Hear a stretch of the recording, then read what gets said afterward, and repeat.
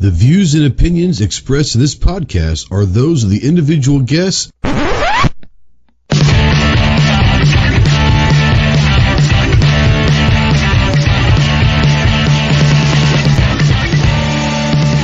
you're a sensitive snowflake that may get easily offended, then turn this off immediately. If you want to hear the real truth about the gun culture, then stick around. This is the Armed Citizen Podcast.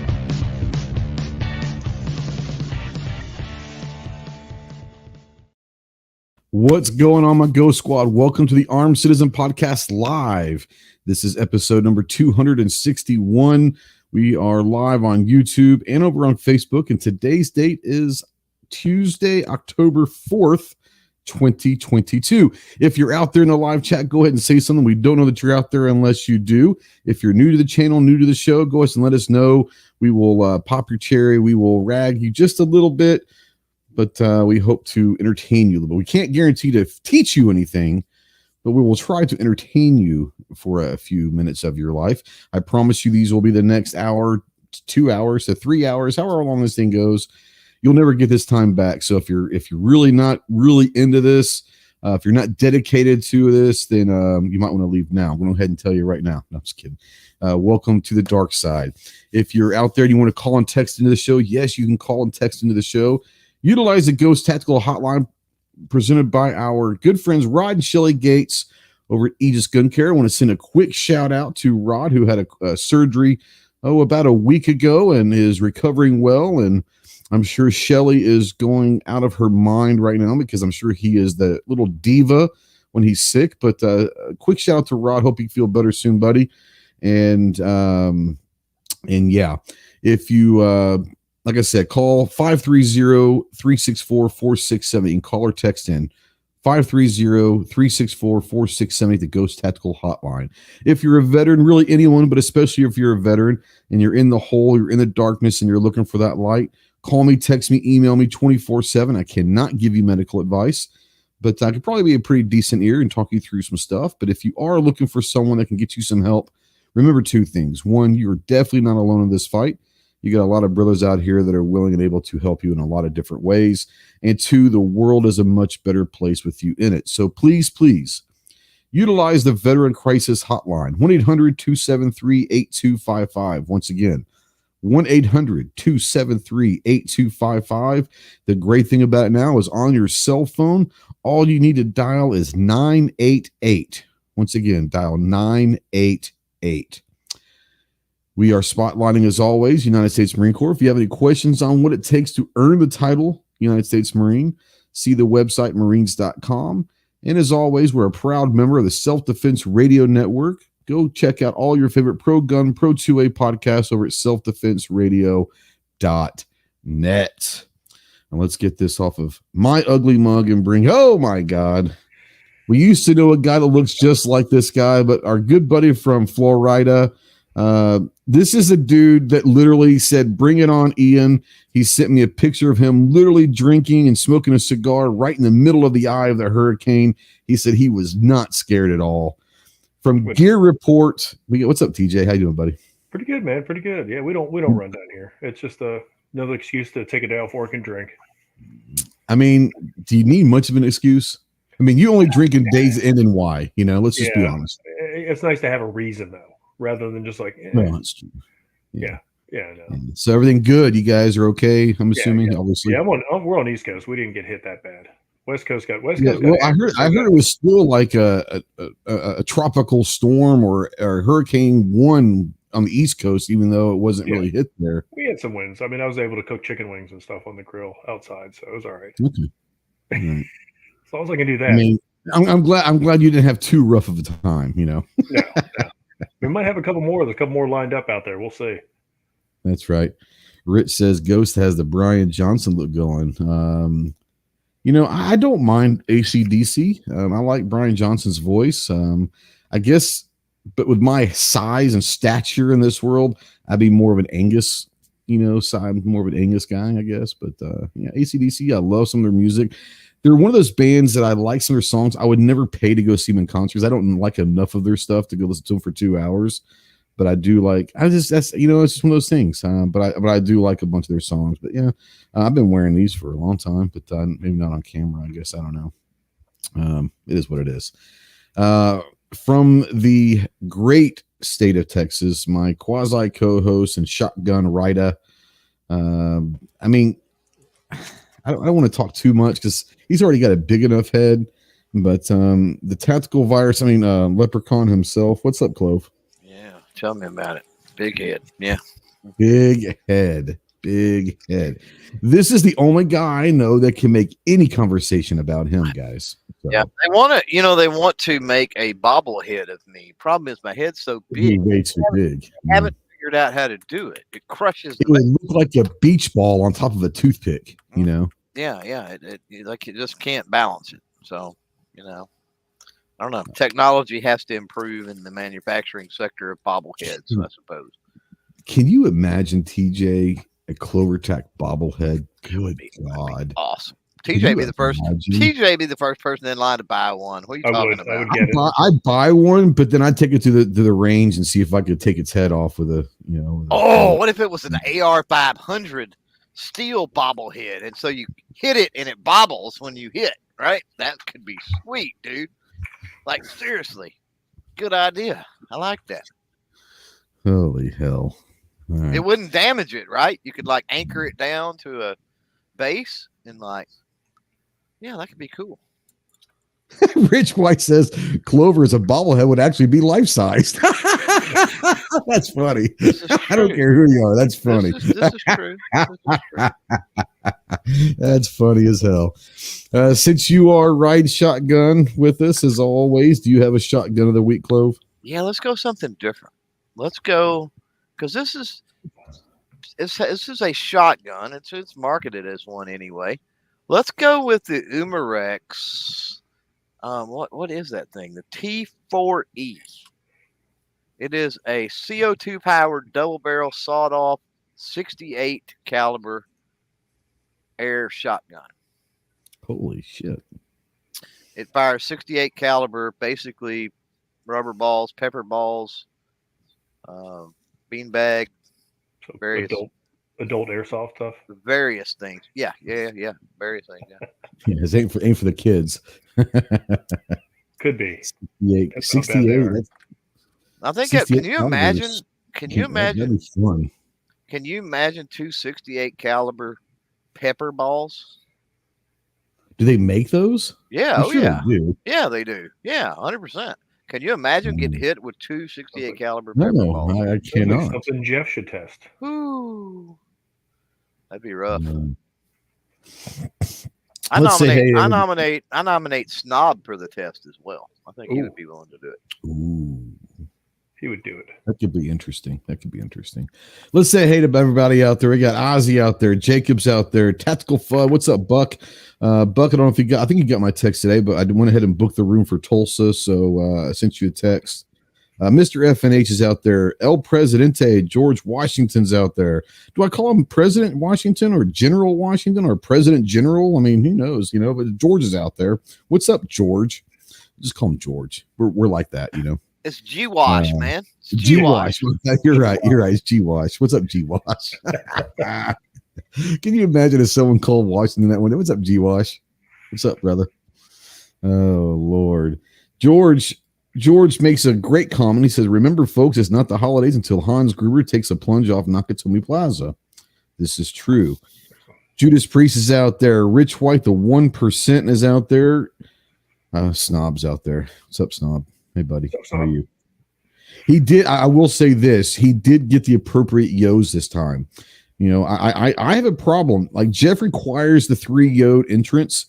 I ban the 3. I want the 1 yo entrance. I do not like the 3 yo. That's way too classy. That's way too formal. I'm into the 1 yo entrance. I like it. So well done. The casual yoage. Yes. Let's see here. TJ's pulling double duty out there. Cherry City Guns and Ammo. So Cherry City is here because, I hope he's here because he wants to show. But tonight's topic is based off an email that I got from him, or a message whatever you call it, DM. He slid into my DMs. That's what the young kids are saying these days. Mm-hmm. I don't know. So maybe I was saying that wrong. I might be insinuating something that we don't want to insinuate. But anyways, he sent me an idea, and we're going to go with it. She fires out there. Hello. She says, hello, darling. Let's see here. Justin Hall is out there on the Facebook side. That's awesome. Let's see here. Rob's out there, New York Cowcast. He said, evening. Let's see here. Snob says, that does not sound fun for me, Clover. I think it would. Sounds fun for us, though. It'll be a great time. We'll definitely be videoing that. I mean, that's a guarantee. It will be on video for everyone to see forever. 1% says President General sounds too much like a Latin American dictator. That's fair. It kind of does. Either that or a Middle Eastern, Gaddafi or something, President General. So, yeah. Anyways, welcome, everybody. I hope you guys don't get any dumber. Like I said, we're definitely not going to make you any smarter. We just hope not to make you any dumber. We do have a really cool topic to talk about tonight, thanks to Cherry City Guns and Ammo. Yeah, guys, if you have topics that you would like to hear on the show, go ahead and email me or send me a text if you have my number, or DM me. I don't want to say slide in my DMs. I'd rather you, like in baseball terms, I'd rather you be standing up. I like to see a stand-up triple than a head-first triple. I'm all into staying on the feet here. But I will say this, Cherry City, great idea, and obviously we're going to run with it tonight, but anyone that has an idea for a show is great. Welcome to send the ideas to me. Don't be surprised if I tell you to go take a hike, because I would rather you do your own show. Turn your camera on, and I'm not being rude. I'm just saying I would love for more people to do their own podcasts. If you have a great idea about a topic of a show, turn your camera on, or don't even have to turn your camera on. Clover doesn't, unless he's doing something special. Just go live. Well, that actually, his camera is actually on. People don't realize that's not an avatar. That's actually Clover. When he's in a podcast and he has his camera on, that's actually a mask to make him look human. That's actually what Clover looks like. So yeah, he's got those weird beady eyes, and he's just a weird looking dude. He's just a weird looking dude. It is what it is. But no, seriously, turn your own camera on, do your own show, and if you'd like, I'll jump in with you on your first one. I have no problem jumping in and shooting the shit and all of that on your first live stream. But I think that's more better for people. I think Go should do the one chip challenge with us on G23 show. I have no idea what the hell you're talking about, Rob. It doesn't sound like something I'd be into, but hey. Do you like spicy food? I like enough spice to make it flavorful, but I'm not that guy that just wants to just fire. That's what that is. That's that one chip that will light you up for days. Oh, the tortilla chip or whatever it is that's supposed to be like crazy ass hot. Yeah, no thanks. I'm good. I appreciate it. Unless I got a glass of milk. Yeah, the Pocky chip. Whatever that is. Yeah, no thanks. I would have to get a new keg for that one. I'd have to drink like a whole gallon of milk, I think, probably. Anyways, I like spicy, but I don't like. I don't have a death sentence. So yeah. Snob says more better. Is that an Arkansas English coming from a guy from Okie, right? I mean, really? You want to go down that road, dude? Really? Yeah. How Okie has changed, though. We don't smoke marijuana. He is a snob, so he's a high class snob from Okie. Yeah. He's not from Muskogee, apparently. Yeah, that's true. Yeah. This is true. You guys know that every Thursday, Saturday, and Monday at 10 a.m. over in our YouTube community tab, we put out our Ghost Tactical polls, and we like to have a good time with those and all that. So let's run through this week's polls. This first one was last Thursday. It's got 1.6 thousand votes. Of the best-selling albums of all time, which is the best? Thriller, Michael Jackson, by the way, in case you didn't know that. AC/DC's Back in Black, Pink Floyd's Dark Side of the Moon, or the Eagles' Greatest Hits. Those are the all-time greatest selling albums of all time. TJ, of those four, what's your favorite? My favorite, probably the AC/DC Back in Black. So you were a little offended when I said that I'm not a big, huge AC/DC fan. I was hurt a little bit. I saw the disappointment in your eyes. Did you see me? Like I did. I know you get disappointed with me a lot, but that one was like real. Like you were like really disappointed. Like I know Ghost does a lot of shit that upsets me, and I get disappointed with him all the time. But you were questioning whether you should stay on this live stream or not. I saw that in your eyes. I had to go fix another drink, so that's why I needed that other one. Yeah, that was one. I bought that on vinyl. That was one of my first. Like I actually spent my $2 a week allowance on a record. So we'll go down this rabbit hole real quick. We're all in the age group that remembers vinyl, like the original vinyl, not the vinyl that's out now, but like original. Right. We were there before CDs came out. You know, it was either vinyl or tape. We're on the tail end of 8-track. I remember 8-track. Yeah, I remember. I remember 8-track, but I didn't buy 8-track. Oh, I had some. It was in the car, but it was for us. It was when you bought it, you're buying a vinyl or the tape deck or whatever. You know, so I'm all the money we spent. Wasted. Let's be honest. Vinyl to tape to CD to CD, and now we're back to vinyl. You know, go figure. Like we bought my daughter for Christmas last year a bunch of vinyl albums. Those fuckers are expensive. Like we try to find her Joshua Tree. It's like she loves U2 and she loves Red Hot Chili Peppers. So I wanted to buy her like Joshua Tree and like Blood Sugar Sex Magic. The Blood Sugar Sex Magic was like $120 in vinyl. I'm like, fuck you. You're crazy. No. Sorry. Yeah. So do you remember what was the last vinyl record that you bought? Do you remember that, TJ? I want to say it was an older one, but I waited to get it. It was I think the Rolling Stones, Sucking in the 70s. I think that's what okay. Yeah. Right on. Clover, do you remember the last vinyl album you bought?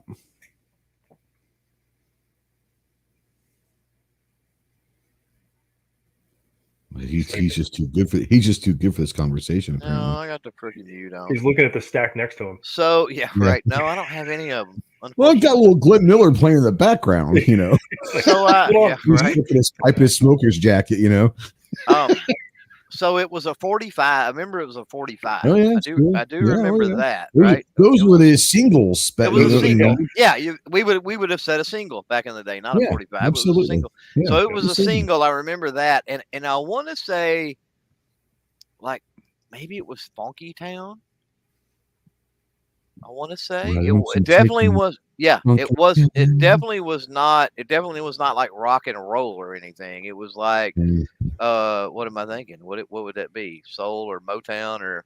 That would be like disco, probably. Funk or maybe disco or disco/funk somewhere in there. Yeah. Yeah. I think the last one I bought. I want to say, what year was that? I wonder. Funky Town. That was got to be late 70s, probably 78, 79, somewhere in there, roughly. I didn't hear it in high school, so I know it wasn't. That's Funky Town release. I think the last vinyl that I bought. That was 70. That was 79. Now that was not. It wouldn't have been new, obviously, but right. She-Fire says hers was Bonnie Tyler's. Oh, that's a great one. From the Heart. That was a great one. I think the last vinyl album that I bought was Quiet Riot. Nice. Mental Health or something else. Mental Health, yeah. Oh, yep. One of my favorites. Metal Health. I think it was Metal Health. Yeah. Yeah. Bang your head, Metal Health will drive. They played that on the radio the other day. Got a mouth like an alligator. I think I have probably had between vinyl and tapes and CDs. I think the album that I bought the most in my life is Dark Side. I think I ran through so many things of tapes and vinyl of Dark Side of the Moon. Yeah. I played it all the time. I love that. To the day, it's my favorite album of all time. Yeah, there's a phrase that the kids nowadays don't understand. It's running a needle. I ran a needle through that album. That means you literally played it so much. You literally wore a hole in it. You literally wore a hole in it. Yeah. You're right, Snom. You can't sit here and talk about the music without. So Loretta Lynn died today. I think she was 90. I think what they said. Yeah. Oh, I didn't know that. Loretta Lynn. Wow. Yeah, Loretta Lynn died today. I think they said she was 90. Yeah, I'm not gonna lie. I thought she had died a few years back. So That sounds bad, but when I heard that, I was like, "Oh snap!" Now is Crystal Gale still alive? She's her younger sister. I think Crystal Gale might still be alive. I believe so. Yeah. Okay. I've seen Loretta Lynn in concert actually probably 10 years ago or so. I saw Loretta Lynn. This is a long time ago, probably 30 years. She made a couple of songs. It was interesting. You know, country as she could be, right? Her twang and her talk and everything. Her language and everything else, right? It was just old school. But she made it through about maybe 2 songs, and she's like, you know, I'm sorry, but I'm just gonna have to sit down the rest of the show, you know. And so she sits down and she starts to sing something, and she goes, "Whoa, wait a minute!" Turned around to the band, and she goes, "I'm sitting down. Y'all gonna have to bring it down a half step." Talking about tune, because you know what I'm saying, like her. Yeah. She had been around so long, she knew that sitting down threw her vocals off that much or whatever. It was crazy. So she was 86 apparently. Yeah. I saw her back in high school in Dallas. They had a big bluegrass festival, and you don't typically think of Loretta Lynn as bluegrass, but she was part of this thing. It was like Alison Krauss, Ricky Skaggs, and all of that. But she was there, and she did a couple songs of hers. I mean, Rocky Top, obviously she did that, but she was actually like, she sang backup for like Ricky Skaggs and Alison Krauss and all these. You know, I was like, this is amazing. Like Loretta Lynn's back there singing backup. I think she just wanted to be part of like this festival thing, and it was amazing. She could sing, no doubt. So Tommy Lee Jones is now a widower. Was Tommy Lee Jones married to Loretta Lynn? What? I didn't keep track of that. I have no idea. I have no idea. So I don't know. Anyways, so yeah, Loretta Lynn did die today. It's sad to say. Getting back, Clover of the 4, Thriller, Back in Black, Dark Side, and Eagles' Greatest Hits. Do you have a favorite of those 4? I mean, you can't really go wrong with any of them, honestly. Let's just be honest. That's the reason why they're the top 4 best-selling albums of all time. Let's be honest. So you know me, I'm going to dissect the crap out of this. So we've got Thriller, we got Back in Black, Dark Side of the Moon, and Eagles' Greatest Hits, right? Correct. Yeah. Okay, I'm opting to kick Eagles' Greatest Hits out because that's the greatest hits. Yeah. Right. It's fair. I'm throwing that one out. I don't think that's fair. So I go to Thriller, and if you're talking A side plus B side, it's like, it don't make the cut. Let's be honest. A side plus B side, I don't think Thriller makes the cut. Okay. So then we're down to AC/DC, we're down to Back in Black, and we're down to Dark Side of the Moon. So both phenomenal A sides and B sides, phenomenal, top tier. The problem I have is it's going to depend on the mood I'm in. That's fair. Dark Side of the Moon is kicking back, relaxing, chilling, and driving down the road, doing stuff, working. It's going to be AC/DC, right? It's going to be Back in Black. And so for that reason, I go Back in Black. Because I'm doing that more often than I'm chilling, unfortunately. Yeah. I agree with you. But top tier album, right? It's there. Disappointed in you. Like Ghost is like, you're both muted the rest of the time. That's TJ, do you see the disappointment in my eyes? I do. I see it. I saw it as soon as he said it. I was like, there goes Ghost. He's done. Well, that's why I almost muted his ass. Unfortunately, he has controls of the show. He can unmute himself. That's the only one who doesn't have any control. I know what your choice is going to be. I knew that when you put the poll. Well, everyone that knows me knows that, and I didn't put Dark Side of the Moon because it is what it is. It actually is like the number 3 selling album of all time. No, it is. Dark Side of the Moon was in the top 100 albums for like 14 straight years. Right. That's how good of an album that was. Yeah. The only thing is just it's a whole different vibe. It is. Different mood is the thing for me. And like, I can't sit there and listen to that all the way through over and over and over again. I could listen to Eagles' Greatest Hits all the time. Yeah. Like, because I like I'm a big reggae guy, so I like listening to like chill stuff. So I'm in that chill mode most of my life. So that's probably why I like Pink Floyd. I could, Eagles' Greatest Hits. There's a lot of chill songs in that as well. Michael Jackson's Thriller. It's a great album. Yeah. Of the four, it's my least favorite of the four. Let's just be honest. It's just not consistent from A to B side, right? Like all of the other three you mentioned, start to finish on repeat all the way through over and over. There's like not a bad song, period. Whether it hit number one or not, or it ever hit the charts, there is not a bad song. There's a couple on the Thriller album that's like skip. Yep. Yeah. The funny thing about Dark Side, it only had one like commercial hit, and it was Money. Yeah. And they only made the song Money because they needed a commercial hit. And it's funny, this is one of the greatest selling albums of all time, but it had one commercial hit. And it was a song they literally make. I don't like that song. Like if I have a CD, I skip it. It's the only song on the entire album I will skip. Unless I'm just listening to it all the way through and all that. But that was made purely to have a commercial presence. They knew they had to put a song on the radio, and this was more of a concept album. This is more of a theatrical album that wasn't going to get a lot of radio play. So we need a hit. And so it was Money, and it is what it is, So I think for an album that literally had one commercial hit, it's got to be the greatest album of all time, So TJ, since TJ agreed with me on the AC/DC on the Back in Black. No, I think he's going to say you agree with him. No, well, either way, since we are in agreement, we were talking about those chill songs, right? Yeah. I can't think of one on Back in Black at all. Period. And I can't think of an AC/DC at all. AC/DC. They have no ballads. They have no. It's like every single one is in your face. Is it not? Every rock band typically will have a ballad of some sort on their album. Not AC/DC. Wasn't Big Balls kind of like a ballad? Not really. I mean, kind of. X Adam 1 says no gun talk. This is clickbait. I think it's Trust me, we'll get there. That's the slowest. That's probably the slowest tempoed one. Yeah. One of them, but that definitely was not a ballad or anything. No, I know. So Adam says no gun talk. This is clickbait. No, definitely we're going to talk guns. We always go through our polls and all that, so you'll get there. Like I said, 1.6 thousand votes in this one. Unfortunately, Thriller ran away with it with 46%. Really? Wow. Yeah, Dark Side of the Moon comes in second with 23%. Back in Black with 21%. Eagles 9%.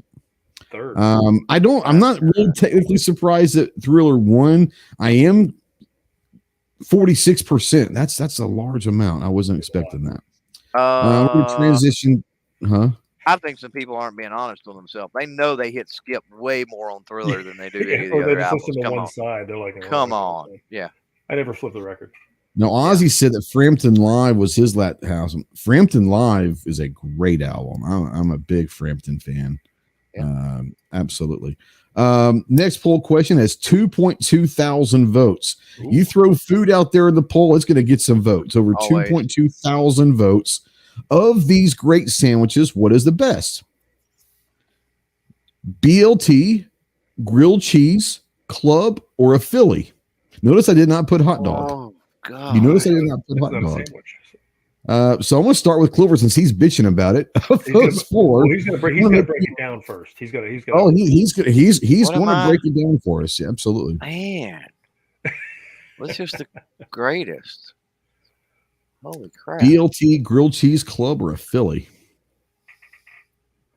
If it's at Wanamaker, I know the answer hands down. Yeah, it's like the Philly cheesesteak without a doubt. I think it's one of those. But anywhere else, that gets sketchy, right? So it can get you know sketchy. What? I'm going, depending on where you get a BLT, okay, it can actually be nasty. It has tomato. I don't like BLTs. I don't like tomatoes. So it needs just to be a BL. Lettuce can get really funky if it's not stored right. Lettuce can get funky. That is true. Bacon has to be cooked to the proper texture. Period. Has to be crispy. And not everybody does that. Rubbery. That's correct. So then that leaves us what? The club and grilled cheese and club, which either one, Well, club's got bacon, correct? Mm-hmm. Correct. That gets into the potential error for bacon in the club. I'm going grilled cheese. It's hard to screw up a grilled cheese. Open faced or closed faced? Open face or closed face? That's cheese toast if it's open face.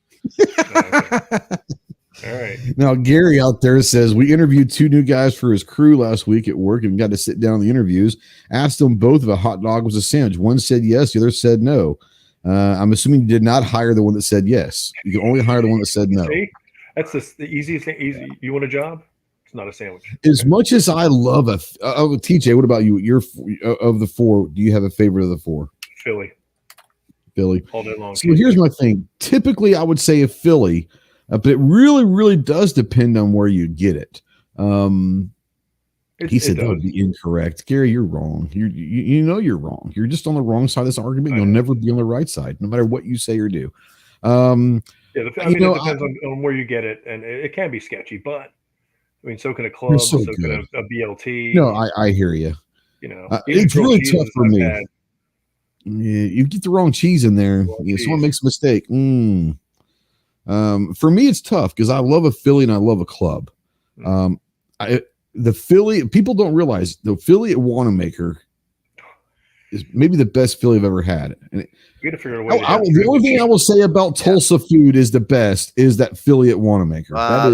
The pulled pork's pretty smashing, and I'm a pulled pork fan. So, but yeah, it's. I never had the pulled pork there. I always get the Philly. So maybe you sneak in a pulled pork this year. Nope. You can do both. You got to eat. There's 2 days. I'm gonna eat a Philly both days. Well, there you go. Unless they run out of cheese or whatever. So if they run out of cheese again, then I'll go get the pulled pork. They did the first day last year. If they run out of cheese, I substitute cheese with mayonnaise. It's fine. Yeah, definitely. It's between the club and the Philly. I love a good club. Philly, great. Once again, we had a runaway with this one. 2.2 thousand votes. The Philly got 46%. Not disappointed, nor am I surprised with that one. Grilled cheese comes in second with 21%. A BLT in third place with 19%. And the club brings up the rear with 14%. So there you go. The old grilled cheese. Our last, no doubt about it. Ozzy said the best Philly is at Hooters. I wouldn't doubt it. It's probably a good one. Yeah. Yeah. Yeah. It's been a long time since I've been at Hooters, so I don't know. Our last poll, actually, for Adam out there, wanting to know if we're going to talk guns or not. Now we're going to start talking guns. This one was put out yesterday, and it's already got 1.7 thousand votes. Of these classic milsurp rifles, which is the best? The M1 Garand, the Mauser M24, the SKS, or the Mosin Nagant. TJ, of those 4 classic milsurps, if you could have one, which one would you probably get? If I could have one. You could have one. I had to buy one. Like I want to give you one of these. I was going to use it. No, am I going to use it, or I just want it? Because that's up to you. That's up to you if you're going to use it. I've always been fond of the SKS, because it's lighter than all the others. It's I like an semi-auto. SKS. It's functional for the most part. So. Sure. Yeah. No, I like an SKS as well. Would not be my choice because people. I think Clover definitely. I think both my choice, but Clover, of the 4, if you could have one and only one, which one would you choose? Run them down again, Garand. You have the M24 Mauser, SKS, and the Mosin Nagant. This is predicated on you buying me one, right? No. This is predicated on me giving you. You could have one. That's what I'm saying. So somebody's just going to give me one. Yes, absolutely. I take the Mauser because I don't have that. Okay. There you go. The Mauser's pretty badass. So that's an easy one. Like I wouldn't take for free something I already got. So if you didn't have any of them, Garand, and you were going to get one, Garand, iconic. Choice. Absolutely iconic. SKS is great. It's probably my number 2. Mauser would be number 3. Garen be number 4 for sure. I mean, number 1 for sure. And I've been looking to get it going, but I'm not going to pay the stupid ass prices they're asking for them right now. I'll wait till they come maybe down. Adam says, I would go for the Garen because if I use its resale value, if I'm buying, he's going to get the SKS. That's fair. Although the SKS is running $1,000 these days. $1,000. Yep. Like I was looking at one last November at Wanamaker, it was like $1,200, and I said, "Dude, you knocked the one off of that, and it's still a little high." Let's just be honest here. Now Timothy wants to know. Our buddy Tim Knight over there wants to know: did anyone get their No Clover shirts yet? We do have a No Clover shirt on our shirt store now. Oh, also, I started a boycott campaign on that, so I'm sorry. Yeah, it's all good. It's all good. I also have one out there for my crayon eaters. I took the Coke logo, and I said, where it says "Enjoy Coca-Cola." I took the Coca-Cola script. I said, "I enjoy it," and the Coca-Cola script put crayons. It's pretty funny, pretty cool one. I like that one. That's up in the shirt store as well. So yeah. This one was easily one of the biggest runaways we've ever had, honestly. 1.7 thousand votes. The Garand with 73%. Yeah. The SKS with 14%. The Nagant at 8%, and the Mauser at 5%. That Mauser's pretty cool. No Mauser love. Damn. That Mauser's a pretty cool gun. It really is. That's really cool. Buck says $1,200 was a lot better price than his lever gun. Yeah, he thought it was $350, and he didn't realize that was $35,000. I had to look at him and say those zeros are part of the price, not the cents.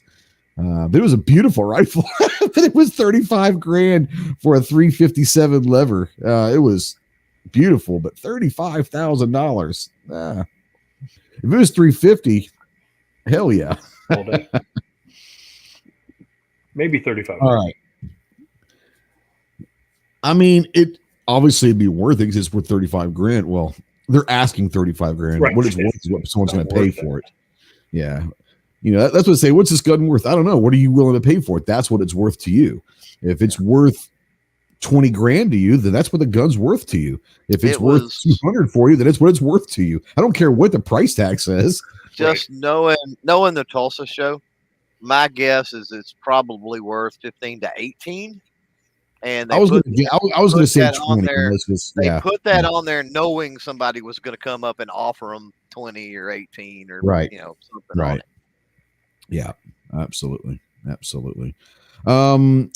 So let's do this before we get into the topic.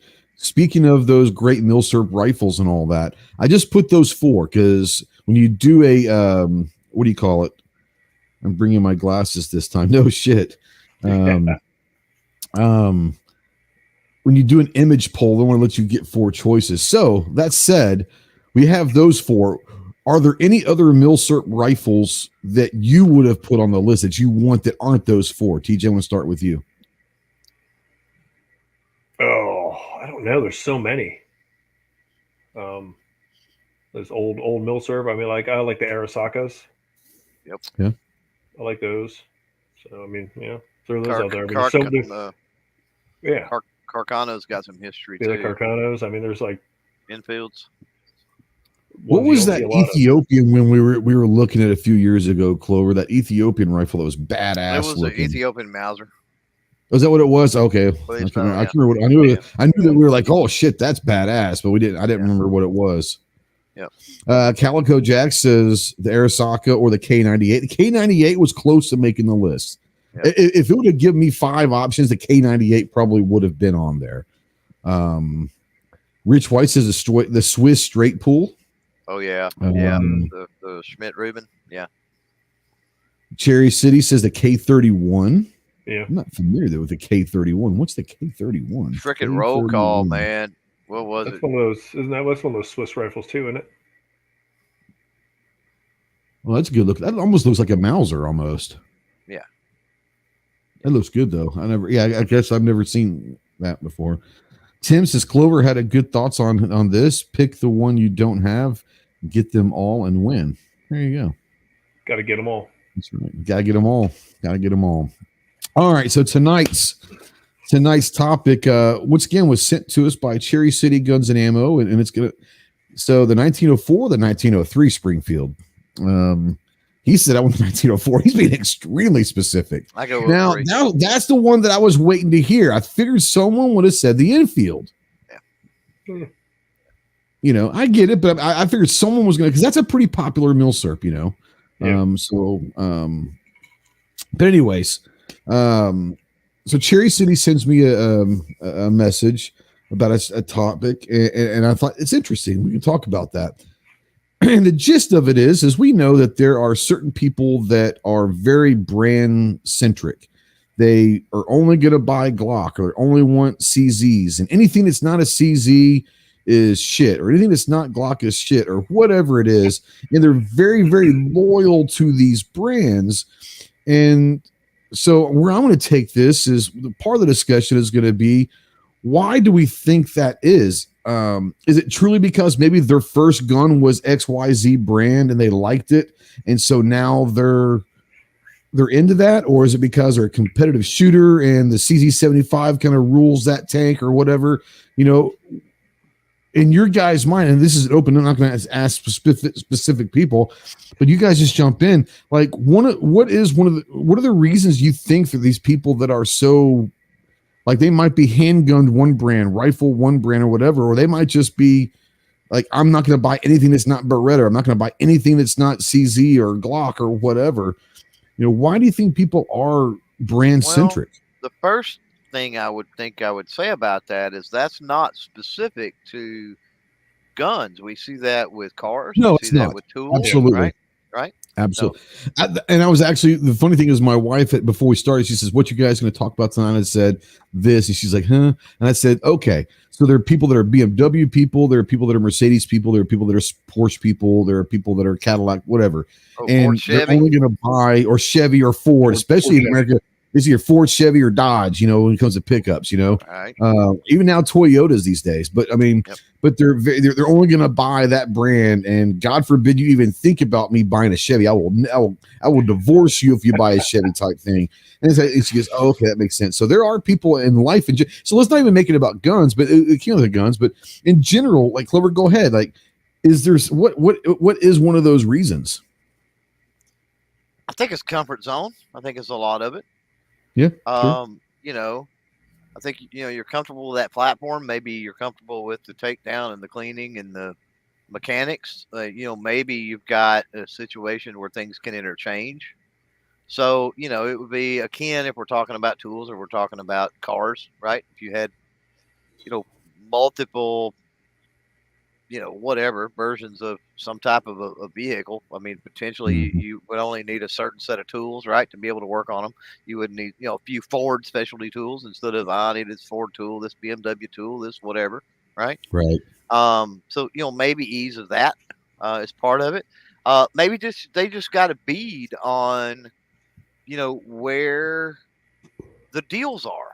Maybe they've got a dealer in their area that, you know, gets trade-ins, gets used ones in, and you know, in that particular sector or whatever, right? Yeah. Maybe they're an authorized dealer, or that gun shop is a Smith & Wesson fan, and so they get a better price break, right? Yeah. The manufacturers run dealer specials all the time, so maybe it's a situation like that, and it's just they're priced right. Yeah. It could be a million reasons. I mean, you know, a lot of people just want, you know, they hear, like, you know, my buddy's got a Glock and he says Glocks are great, and everybody's like, "Oh, I got to get a Glock," and, you know, which, I mean, they're great guns. You know, I'm not going to knock Glocks. I don't have it. I'm sorry. Say that again. What'd you say about Glocks? Yeah, what'd you say about the Glocks? I want to make sure I got this on. I'm going to mark this tape real quick. I want to make sure I get the timing right. You know, some people that hear, you know, their friends. What kind of guns? They're what kind of guns? Glocks. No, you said they're great guns. I think those are the words that came out of your mouth. They are great guns. Yeah, they are. They're great guns. I'm not going to knock them. I mean, they're ugly guns, but they're great. They are. They function well. There's no doubt about that. I mean, they're one step below a high point styling, but it's. I mean, but wow. You know, do you see the disappointment I do. It's going to be back and forth all night. We're going to be disappointed. All night Did long, you say? Did you say one step above or one step below? He said below the high point. I would agree with that. As Actually, far as style wise, it's right yeah, there. I would agree with that. Actually, yeah. Oh my god! I mean, their buddy has one, and they get one, and they get in that Glock, the fanboy phase where it's like, oh, Glocks are awesome, and they get that first Glock, and they're like, oh, this is all I love.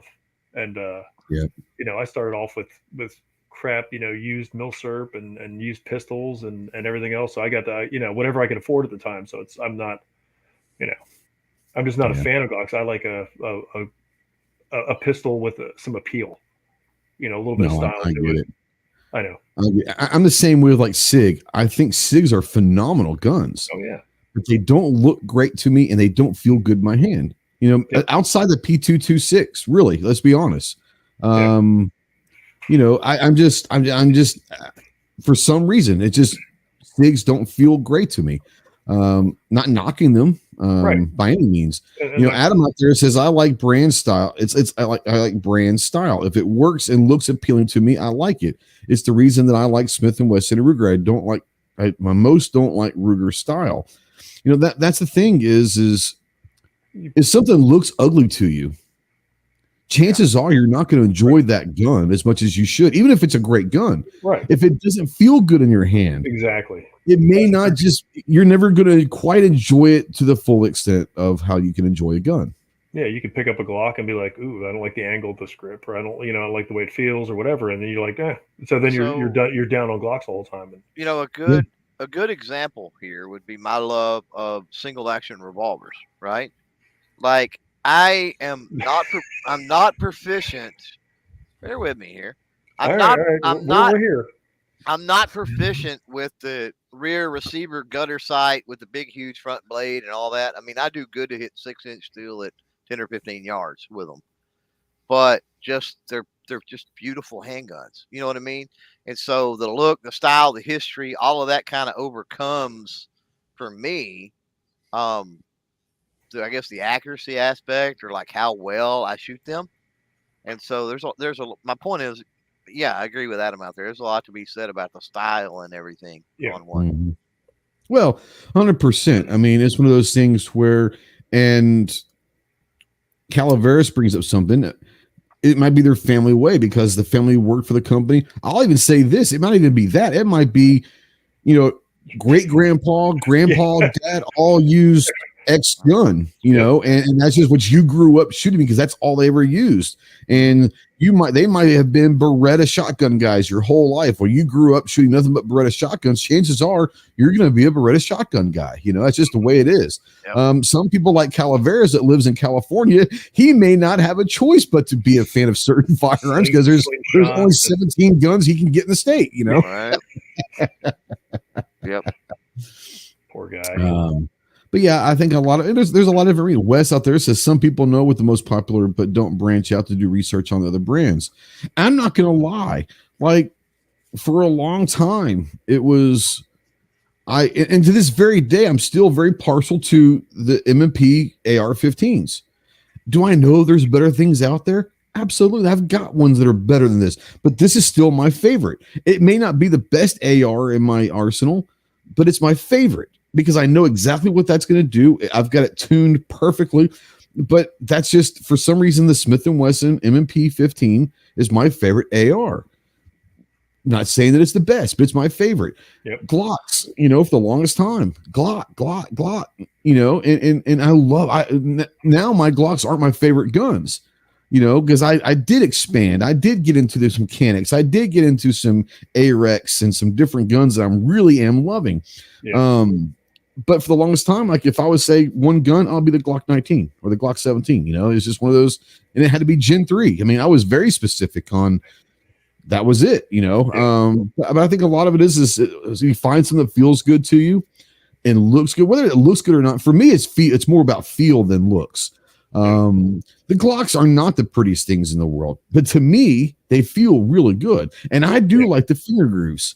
I'm just one of those guys, Yeah, I think a lot of my detest. It's not really detest. It's my disdain for buying Glocks. Is that everybody else is like, oh, you got to get a Glock. Glocks are awesome. You got and like all the fanboys. But like there's a reason why, bro. They function great. Yeah, it takes a breaking point with a lot of things, right? I mean, so like for me, Glock was the Glock 20. I got my hands on the Glock 20 and the 10 millimeter, and I'm like, whoa! So let me ask you this: was it because it's a Glock, or was it because it was 10 millimeter? Do you think? So because it was, here's the deal. 10 millimeter, it's fine. Yeah, here's the deal. Okay. Because it was 10 millimeter, I gave it a fairer shake. Does that make sense? 100%. And then I carry a 42 now. Everybody knows that, right? Yeah. So that changed that experiencing that in a 10 millimeter changed my perception enough, right? That I was more accepting of, and that's not I don't just own the 42 in a 20. It changed my perception enough. Now I am picky. You got a 17L, don't you? Yeah, I do. It does change my opinion, and I'll tell you, a similar thing is happening now. We've talked about it on the phone before with the Gerson Hunter in 10 millimeter. I've always said, and folks out there have heard me say, I appreciate a 1911. I think they're gorgeous. I own them. I've never shot them well. I can shoot the wings off a freaking gnat with this Gerson 1911. Like, why? Like, seriously. Is it 10 millimeter? Is it? So I've got a different appreciation now. You see what I'm saying? Yeah. For 1911. Let me ask you this. I know. So the Glock 20 was the first Glock that you bought, wasn't it? Not? Was it not? Yes, Glock 20 was the first. Was it the first Glock you ever shot? No, absolutely not. No. Okay. Because that would have been interesting to know if that was the first Glock you ever shot. Because that's kind of a cool way to jump into Glock is the 20. Yeah, no, it was not. I did not like Glock, and I had shot. I know you don't own a 19, but you've shot a 19 plenty of times. Do you like a 19? I do. I've yet to find a good enough deal on a 19. No, I get it. Freaking Glock on the planet, I guess. Yeah. It's the number one selling gun of all time. So, like I said, the functionality you can't debate, and their modularity. I mean, everybody's making aftermarket parts. Well, and that's the whole thing about Glock. Not only just the aftermarket, like you said, everyone's making stuff for Glock.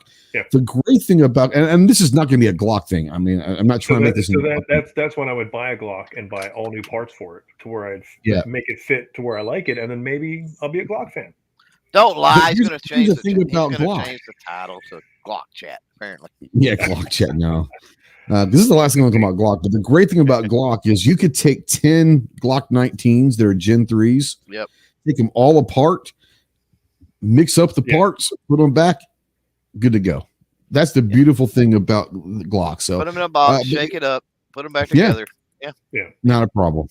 And that's the beauty of Glock. That's Glock perfection for those that don't understand it. That's correct.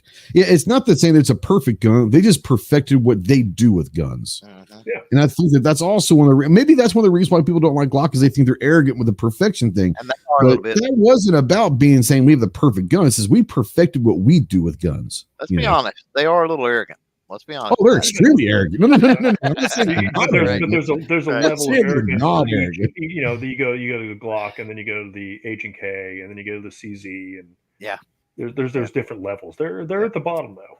Yeah, because you talk about the CZ fanboys and CZ. Well, I meant the arrogance.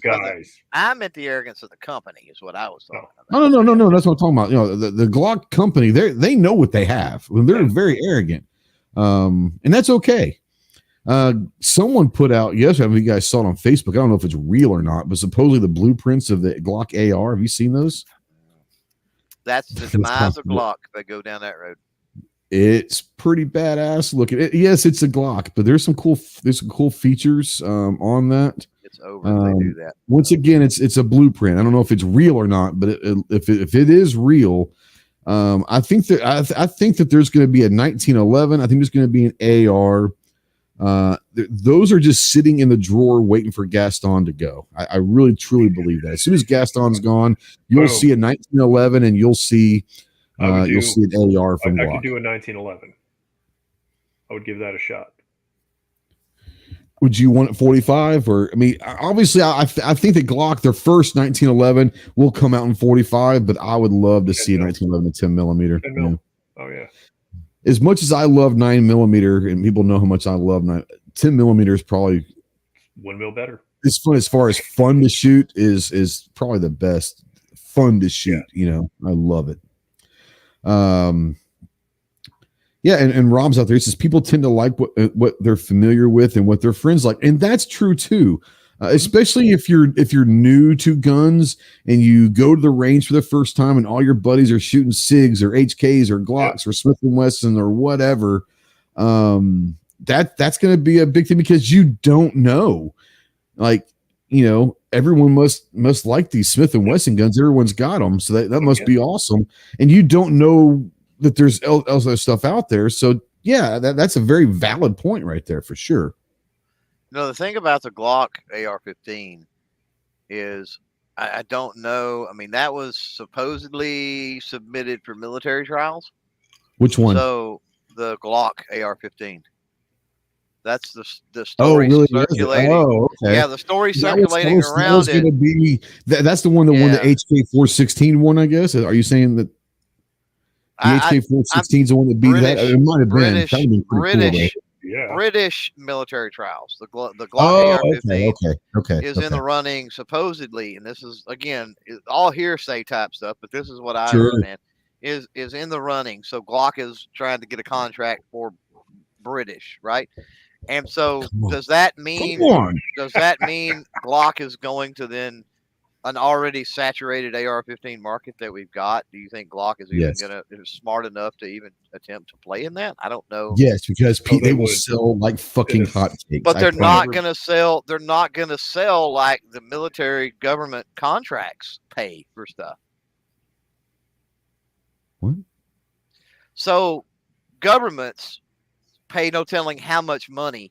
I understand for that firearm. The You're commercial, never going to make as much commercial market, but they're going to sell a shit ton of them to the public. Tens of millions of those ARs to the civilian market. Maybe it'll be the gun of the year. The second it comes out, it'll be the gun of the year. So saturated, but they thought Glock thought that when they were waiting for a Glock AR forever. Yeah, well, people were waiting for a Glock 22 forever too, and look at all the people that talk trash about the 44. Right? Exactly.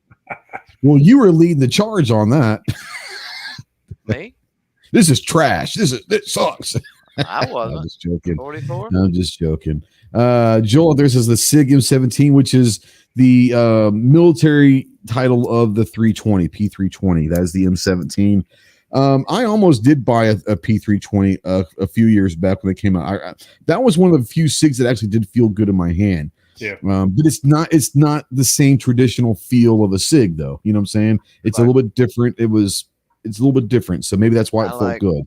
I like the 220 Hunter, and that's one of the reasons I like it is it doesn't have the same feel. It's different too. I tell you what's growing on me is the looks of the 210. We were talking about that with a friend of ours. That 210 is pretty sharp. I've never shot one before, but if I was ever going to buy a SIG, and I'm not going to spend $1,500 on one. But I do love the P226 Legion. That's just a sexy fucking gun. I love that thing. If I was ever to buy, it would be the 226 Legion. Specifically, I would buy that one. Or like the 210 looks pretty good. Like an original West German, you know. The 229 is not a bad looking gun. A little bit different, but I would go 226 Legion. The 210 is not bad. I've been looking at that lately, talking to some friends and all that. But yeah, that 226 Legion is sexy as hell. The Legion, that whole series is. I mean, I got Crystal the 938 Legion. Oh yeah, did she like it? Yeah, she likes it. Yeah. It's just sexy looking too. The colors they have on it. Yeah. Calvera says, I want a 10mm something. Damn it! I don't think he cares. I tell you what, and this is no joke. This is not being a jackass or arrogant or being a dumbass prick. I'm being dead serious. And I don't know if they're in California, but I don't see why they wouldn't. It would knock down two stones with you. If you can find yourself a 10mm high point carbine, like legit, you can spend $250, $300 on a carbine. That 10mm carbine is absolutely legit from High Point. Like straight up, I'm not joking.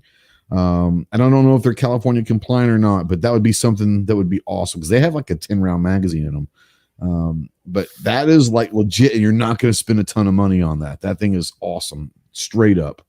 All of the high point carbines are. They are, yeah. But especially, for the money. Yeah, 100%. I told people all the time, if you want to get in the PCC game for like $250, $300, that's the way to go. They're a little heavy, but that's good. Well, they're heavy, and much like the handguns, they're ugly. But here's the thing: if you're willing to spend a little more, you can buy a high point carbine, and you can buy some type of an aftermarket stock kit setup to completely transform it, much cheaper than you can buy a similar looking, let's say the Beretta Storm, right? Carbine. You can still come out cheaper. Yeah, I've got both actually. I'm looking at my Beretta back in the day. I think I paid like $600-700 for that thing back in the day. Not anymore though. No. This is years ago. That 22 I got not long ago we was looking up was that much. Yeah. No, this is years ago when I got paid like $600-700 for it. I think I paid $250 for the high point carbine. Right. So another $150 for a stock. You're in $400 on a nice looking, functional pistol caliber carbine. Absolutely. There you go. I like it. Let's see here. Adam says, I bought my son a SIG M17 when he got out of the Army. That's pretty cool. Wes says, now there's so many Glock clones that actually look good. That's the thing about Glock. You can say what you want to about Glock. Glock changed the game. Now everybody's got the polymer framed gun.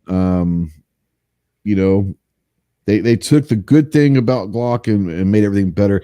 Like I said, my favorite gun right now is that Kinetic TP9. And that's a Glock clone. Let's just be honest.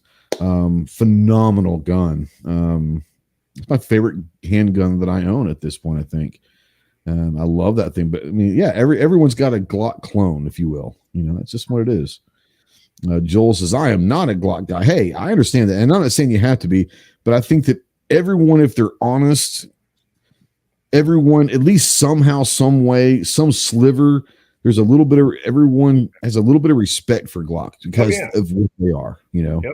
Yeah, you don't have to like them, but you have to understand what they are, and what they are is a gun that will go bang under any conditions all the time. Yep. Always function. Rob says, Glock perfection, perfect till the next generation. That's fair. That's fair. Screaming Skull Saloon says, love my CZ pistols, but I'm not a CZ fanboy by any means. I own Glock, Steyr, Walthers, etc. Walther, there's so many great companies. Walther, and CZ fanboys is a lot of those are what we would consider the millennials now, or what do they call them? The hipsters. But here's the thing: like if you're in the competitive shooting world, especially like IDPA, USPSA, like CZ rules that. Yeah, and there's a reason why. I mean, they're great guns. Well. If you currently, yes, I would agree. Well, race guns great. Historically and internationally speaking, Tanfoglio was right there with them for a very, very, very long time, but they've fallen short the last couple of years since the pandemic. Well, they're not even around hardly anymore. That's what I'm saying. Yeah. Right. It was their game to lose, and they lost it to CZ, especially here in the States. As a matter of fact, in IDPA, and this is probably one of the most lesser known Glocks, unless you're a competitive shooter, the Glock 34. The Glock 34 was made in direct competition to give competitive shooters the race gun. The Glock 34, if someone's shooting Glock, no, I shouldn't say that because I shot Glock 19 in competitive shooting, but I was in the CCP division, like the concealed carry, if you will, division. But if you were in open and all that, and you wanted to shoot a Glock, like the only thing that you really would shoot was a 34 because that was made specifically kind of for the competitive shooter. But even the 34 doesn't really even come close to the CZ as far as what it can offer for a race gun. My 17L is pretty salty. I understand. I'm telling you, but compared 99% of people that use Glock in IDPA, and I've went all over the country, Yeah. 99% of people that use Glock were using the 34. No, I get now, it. There wasn't many using the Glock. Most of them were using CZ, you know. Yeah, and well, there's a reason. I mean, it's about Sure. design. The hammer fire of the CZ creates a much better single action trigger pull. I mean, there's no way and to the get trigger just in general there's no way to get that from a bounds better than Glock. There's just no way. Mechanically, there's no way to get that from a striker fired. There's no way. Yep. Walther's poor man's HK, but a solid poor man's HK. Very, very solid. What was the Walther race gun? The Q5 match? Q5 match. That's a great, and even the Q4 match now. The Q4 match, yeah. The Walther's match series is pretty solid as well. Well, the PPQ in general, I do not understand why they moved to the PDP. I'll never get that, and I've even asked honestly, it, and I don't understand it. Honestly, that is just my opinion. Obviously, my opinion is they hadn't come out with a new gun in a couple years. Tweak some things, and let's just rebrand something, right? Because the PPQ, Walther was never in jeopardy of going away. Let's be honest; they never will. But Walther, for years, hadn't really come out with anything that was really awesome, and so they were people were starting to forget about Walther. Then the PPQ came out, and I will say this, and I think if you talk to Walther, the PPQ line, I'm not saying in any particular one, but the PPQ line of handguns, I'm not saying saved them from going away, but they made Walther again. It reestablished, reestablished Walther as we are fucking Walther, guys. You know, that PPQ is that series is phenomenal. Literally one of the best handguns ever made. It's definitely one of the best stock triggers you will ever pull, hands down. Great feel. Got that European, that HK feel. That HK feel, absolutely. Basically, no doubt. A poor man's HK. And not saying poor, very poor, because they're still pretty pricey. But still pretty expensive. They're cheaper than HK. Yes, and phenomenal guns. You will never ever hear me talk bad about my PPQ ever. Never had a problem. It's amazing. Nope. I love my PPQ. Love it. Yep. And the PDP is great. But I truly do believe they haven't come out and they needed to rebrand and all that. And that's cool. I get it. But that PPQ, man.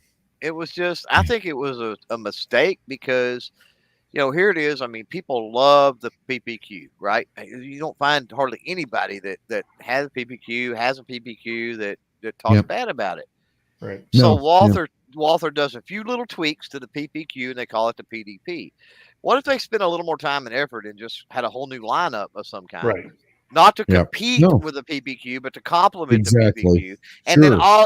And then you're not just appealing to people that are buying the PPQ because you discontinued that. Now you got PPQ people buying the next thing from Walther. They're buying another Walther. And still buying the PPQs on top of that. Yeah. Now, Rob says, I trust my life with a Glock, but not a fan of the looks or the club. I get that. Yep. Real Call agrees. He says the British are shooting the Glock rifle. There you go. Yep. Or at least they're trying it out. That's what I hear. Rob, the Glock AR, that seems to be similar to 30 others. It very well could be. What I'm saying to you is, I promise you, it's not changing the wheel. We're not reinventing the wheel here. But they're going to sell a shit ton of them if they ever come commercial. They will sell on the receiver. 100%. It's done. And it will be named Guns and Ammo or whoever does that, Gun of the Year, like the next day. Hands down. And people that dog shit talk about Glock will be at that range day, and there will be the longest line you have ever seen at range day booth for the Glock AR. I promise you that. And it was Joel says, I like Smith & Wesson too. I love Smith & Wesson. Yep. I'm a big fan of Smith & Wesson, Now, Clover's a fan of Smith & Wesson under love hate, baby. Hate. Yeah. He loves revolvers, does not like the semi-autos. Centerfire. Centerfire semi-autos. Okay, I'll say centerfire. I'm on board with the rimfire because you can still have rimfire semi-autos. Okay, I'll give you that. Yeah, I like the rimfires. I don't like the centerfires. I don't have a problem. Real Call said that 2.0s. Yeah, 2.0 is great. I mean, obviously the Shield is a great gun. The Shield still will probably go down as the greatest concealed carry handgun. It started the trend of, I mean, it was the first really big, like, gun specifically made for concealed carry that was a good gun. There were others before, but it was a solid gun. Still is a solid gun. Roll call said Sig just released a new gun a few hours ago. I didn't see that. I know I'm a little behind, guys. We're going to catch up here. Mario's out there. Christmas 740. See him. Yeah, he says you can use a red ball. I've got the red ball. 20 round mags for the high points. Absolutely. I'd make a peel for that. I think red ball. Yeah, it's better than blue ball though. Right. You know, just saying. That's the next mag they should put out. They would sell. They should call a blue ball and literally paint it blue. 100%.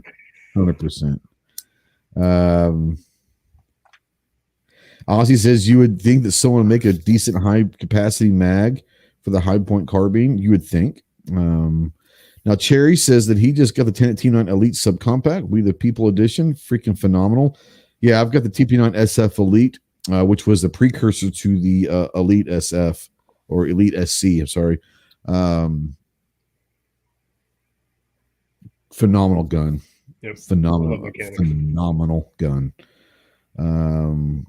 Glock. There you go. That's a really good comparison. Glock is like a Timex. Yeah, that's exactly right.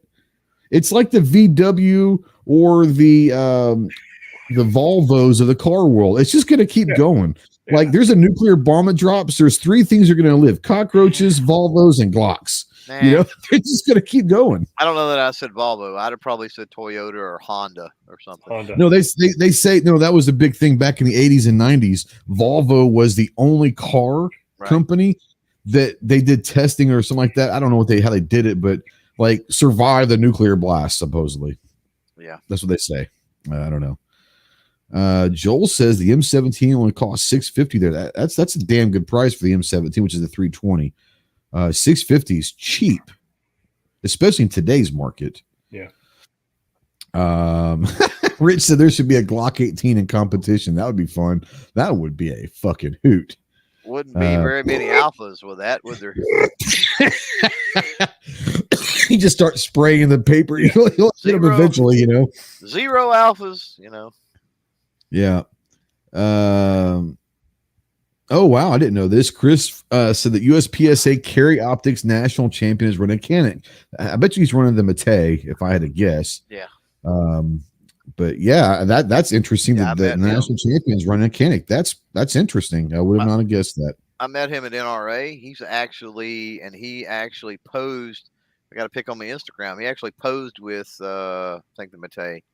Instead of taking a picture just of the Mate for Instagram, I'm like, hey, why don't you pose? Why don't you pose with it? So, right. There you go.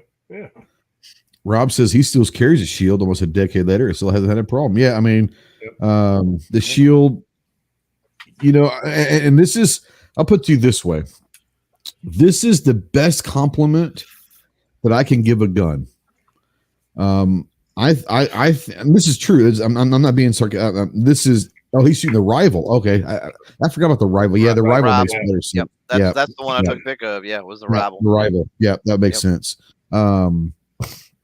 The best compliment I can give the shield is, as a father, I gave my shield to my daughter for her to carry.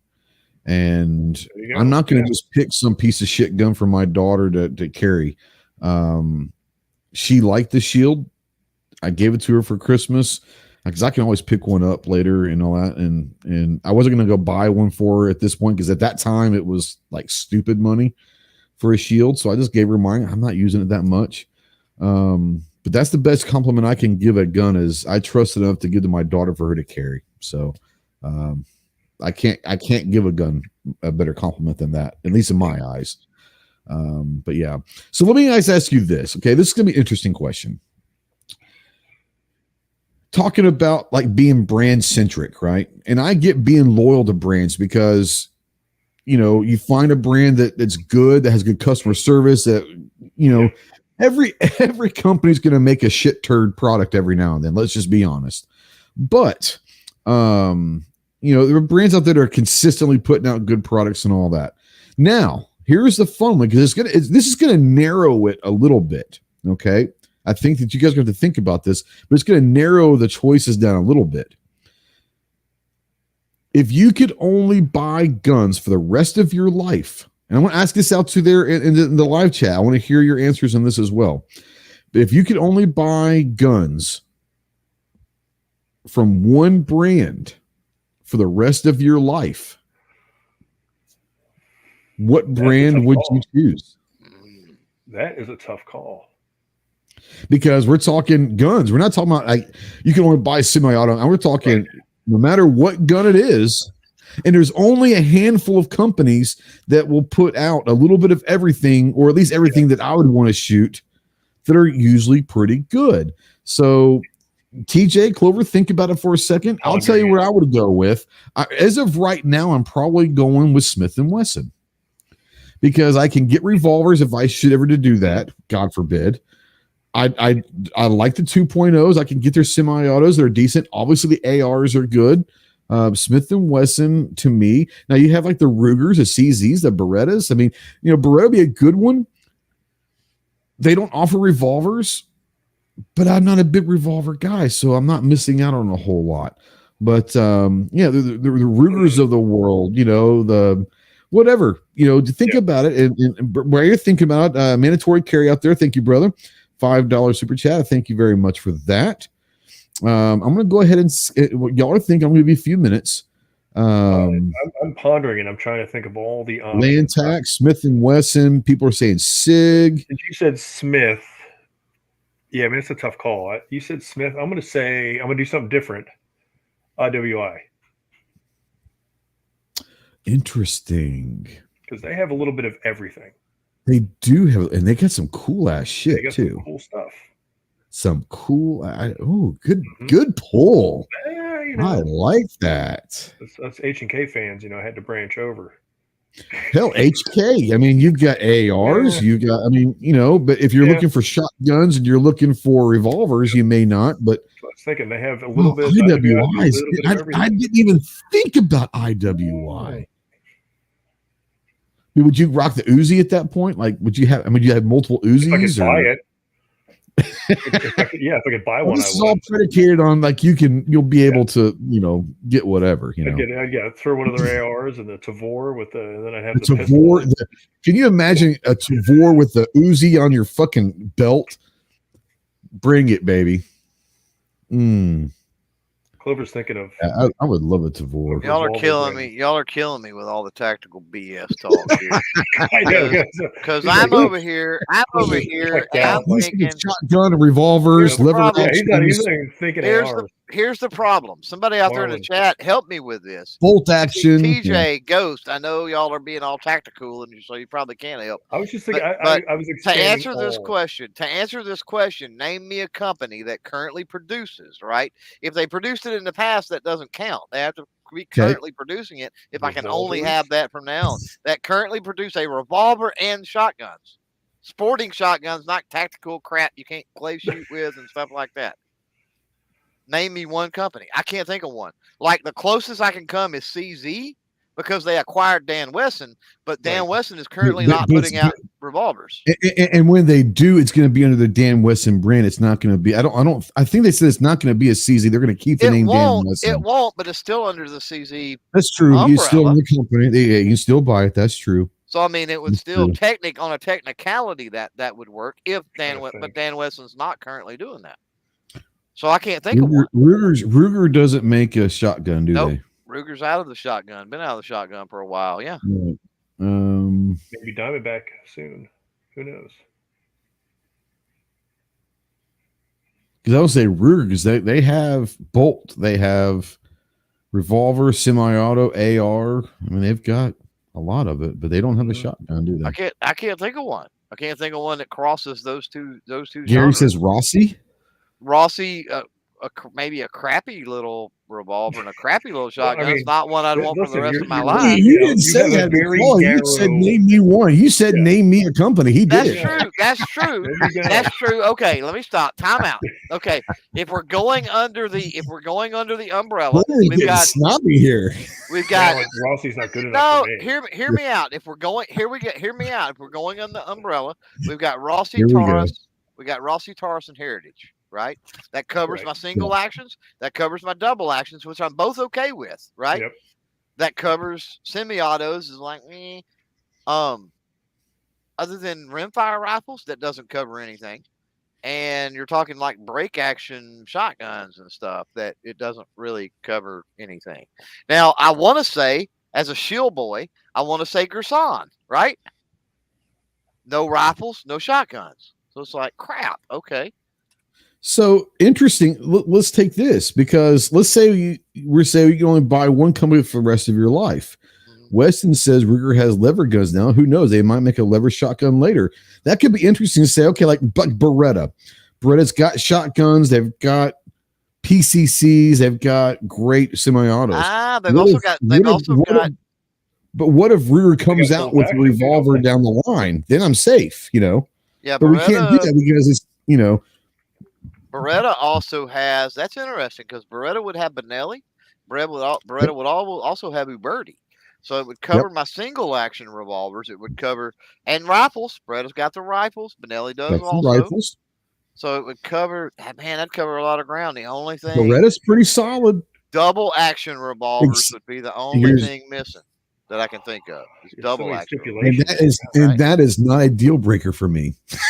Yeah. I know that might surprise people. That is not a deal breaker for me. Or does Beretta own a company that does?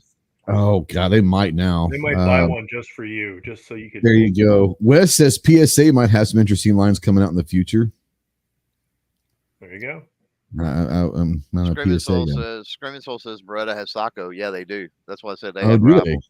They got rifles. Yeah, did I say everybody out there is picking on me and said I said Gerson? They said Gerson has shotguns. Like, duh. Do you not watch my channel? Shit. Did I misspeak? I thought I said revolvers and rifles. I think you said revolvers. I'm just saying. Yeah, I may have said shotguns. You do have a little twang. Just saying. I meant if I said shotguns, obviously it's very blatantly obvious I was wrong, because there's videos all over the channel with them. So I meant revolvers and rifles. But yeah.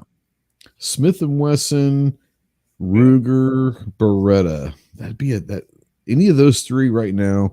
I think Ruger would be my number 3. I think Smith and Wesson and Beretta would be my top 2.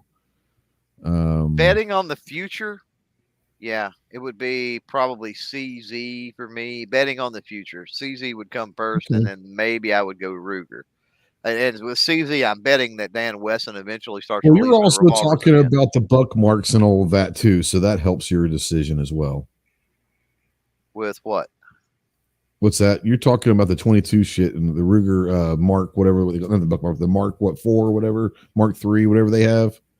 Ruger? What does Ruger have that's the 22 that you love? 22. The Mark something? Ruger does not have. Are you BSing me and picking on me?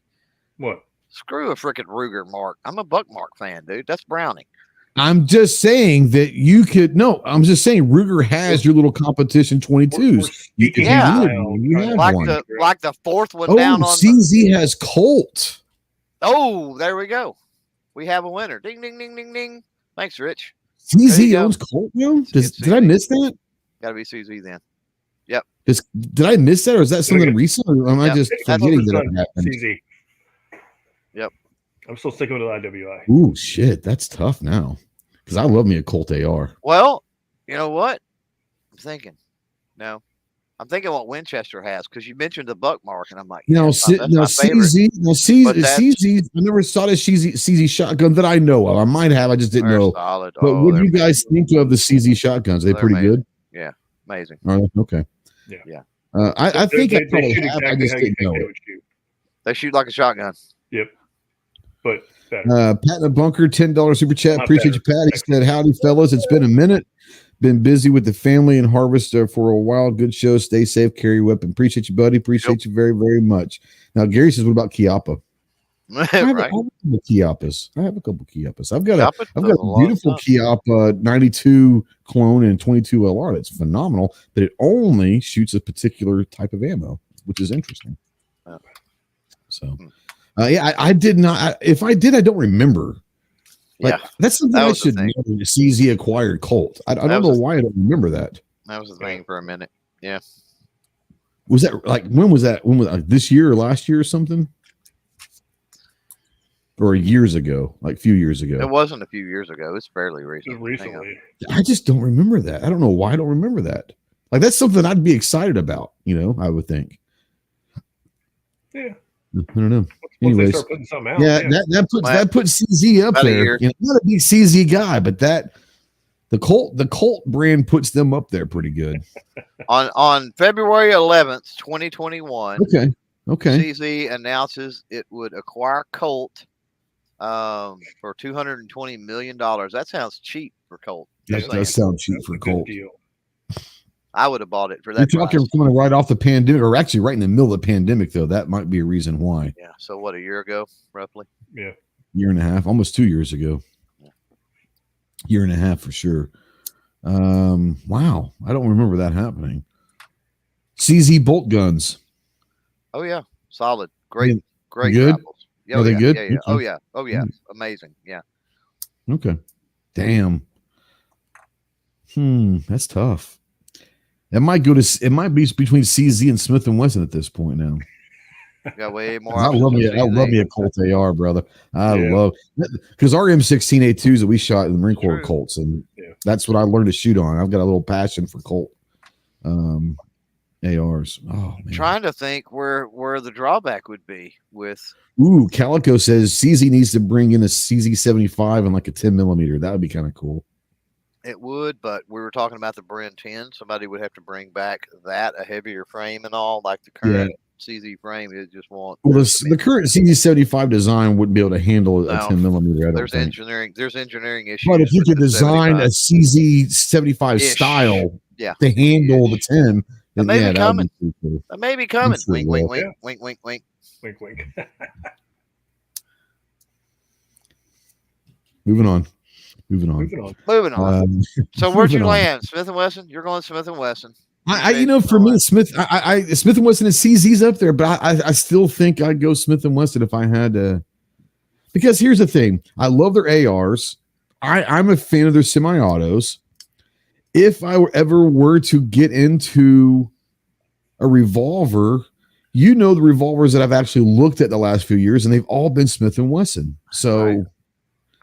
Like that, what is it? The Knight? What do you got as far as rifles? I mean, other than AR, what do you got with Smith & Wesson and rifles, though? Honest to God, at this point, I probably wouldn't need anything. You're screwed with PRS if you want to go play with that. PRS does have a gas gun division. Yeah, I mean, good luck getting any kind of decent range from a Smith & Wesson AR-15. I'm just saying that PRS have a gas gun division. AR-10? Yeah, I guess you could bump around. You can use 223 if you wanted to in that division, Yeah. But yes, I do. They do make a AR-10, by the way. Well, I meant more your long range journey. It failed miserably at range day for me a couple years back. This is true. It did. Yeah. I remember now. Miserably. Yeah. You want that? You want that in a competition? Trigger 4 times in one round came out. I remember that. It was horrible. Yeah, it was. It was horrible. Terrible. So what do they got? But Smith & Wesson, as far as bolt gun, they don't have anything, do they? I don't think so. I'm trying to think. And they only got that one goofy shotgun. They did have shotguns back in the day, but like they only got the goofy bullpup thing now. Bolt action rifle, Smith & Wesson. They do. Okay, there you go. There you go. Okay. And 6.5 in the Performance Center. I don't have any experience with them, but I would bet they're decent. They're good looking. They're Performance Centers. Oh man. He's like, They're sexy as shit too. Now, Rich out there is saying that they're chassis rifles, which I like chassis rifles. So Rich out there is saying that Smith & Wesson did once have Thompson Center, and that would give you amazing rifles, but he said they sold them off. Yeah, no, they do. They've got chassis system rifles, which I like a chassis system rifle, and they're sexy as shit too. So I'm definitely going to go Smith & Wesson at this point. I will say CZ jumped the ladder quickly, even though I'm not a big CZ guy. They jumped quickly when I heard they acquired Colt. Yeah, that's how much I think of Colt. What'd you go with, TJ? I forgot. IWI. You went IWI, which is solid. He's going Israeli. Yeah, he's going Israeli, but that's solid. They have a little bit of everything. Was it the Galil, the Tavor, the Uzi? I mean, you've got some solid, awesome guns there. Pistol, I forget what the pistol is. The Sphinx. The Sphinx. Is that what it is? Sphinx. The Sphinx. The Sphinx. Yes. Sphinx. Sphinx. You stop it. You super duper. No, IWI. And I never honestly. They got regular ARs as well too. Yeah, I never would have thought IWI. Never even crossed my mind when you said that.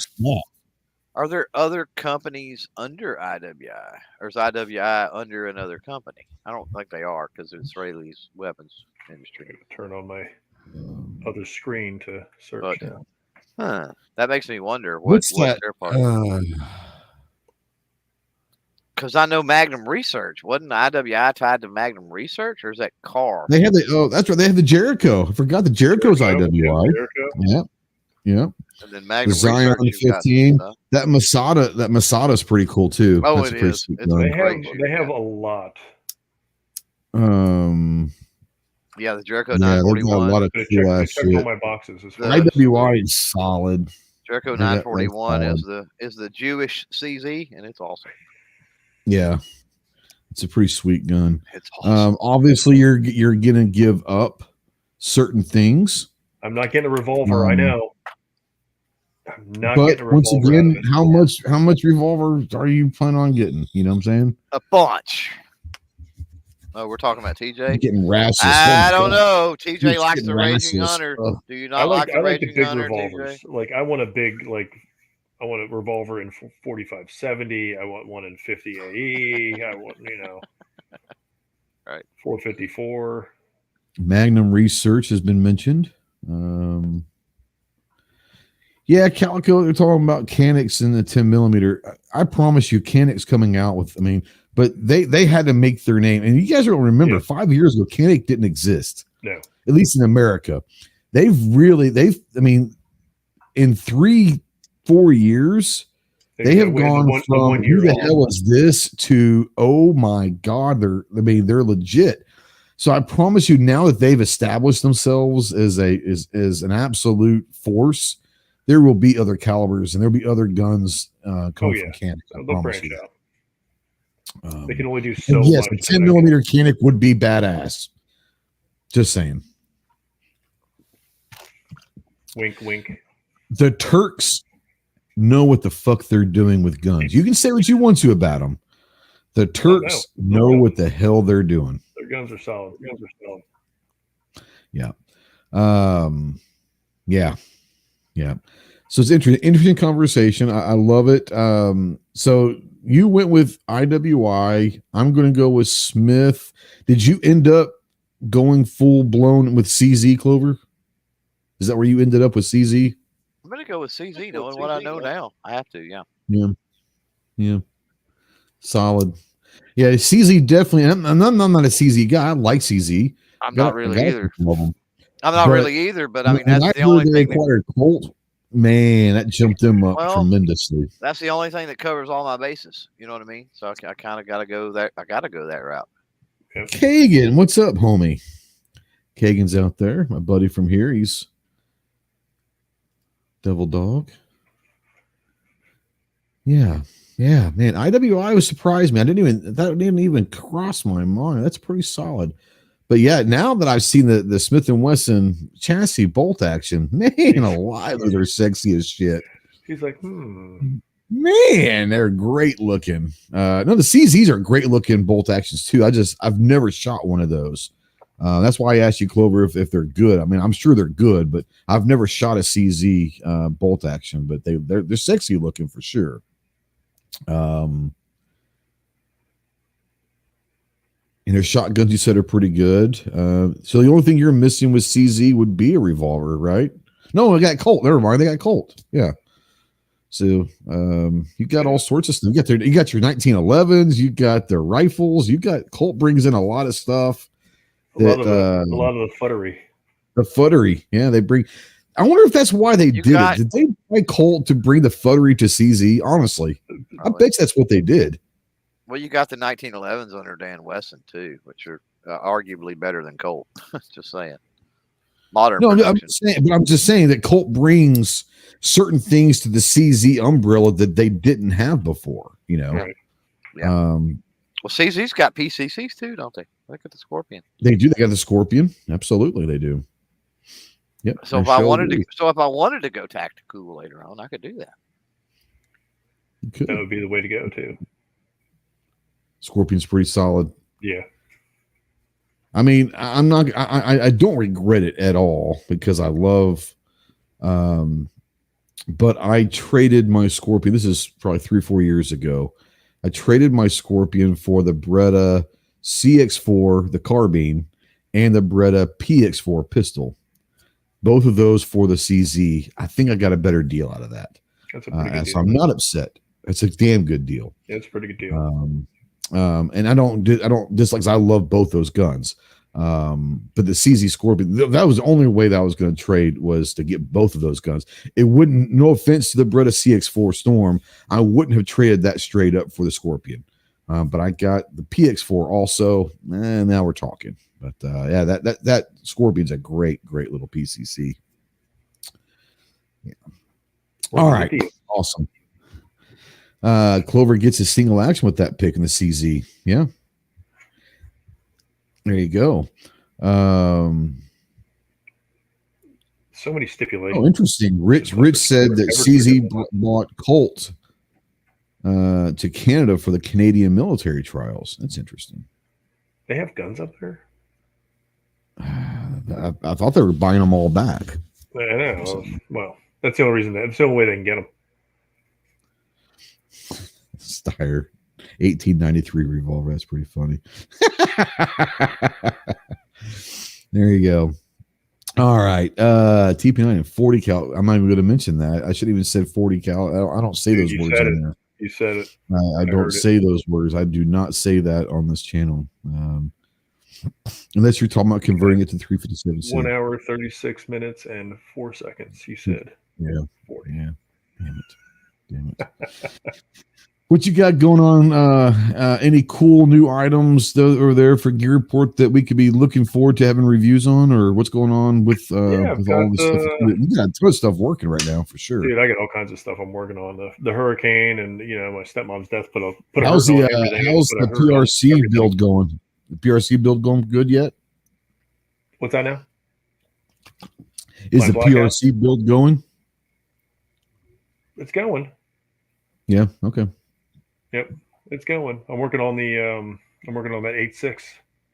Oh, that's right. The 8.6 got 8.6 build too. That's right. So working on that the 8.6 blackout build. And found some ammo, didn't you?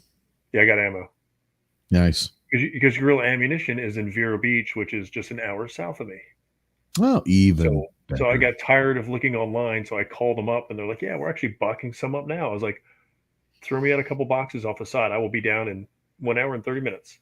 To the minute. It was the only way I was going to get it because every time you checked online, there was always out of stock. Yeah, I've got I'm just doing a couple of pistols. I got the DB9 from Diamondback, and then the DBG1 from Sky, and then some optics from Epperlite, and then I'll be ready to go full bore into the big stuff.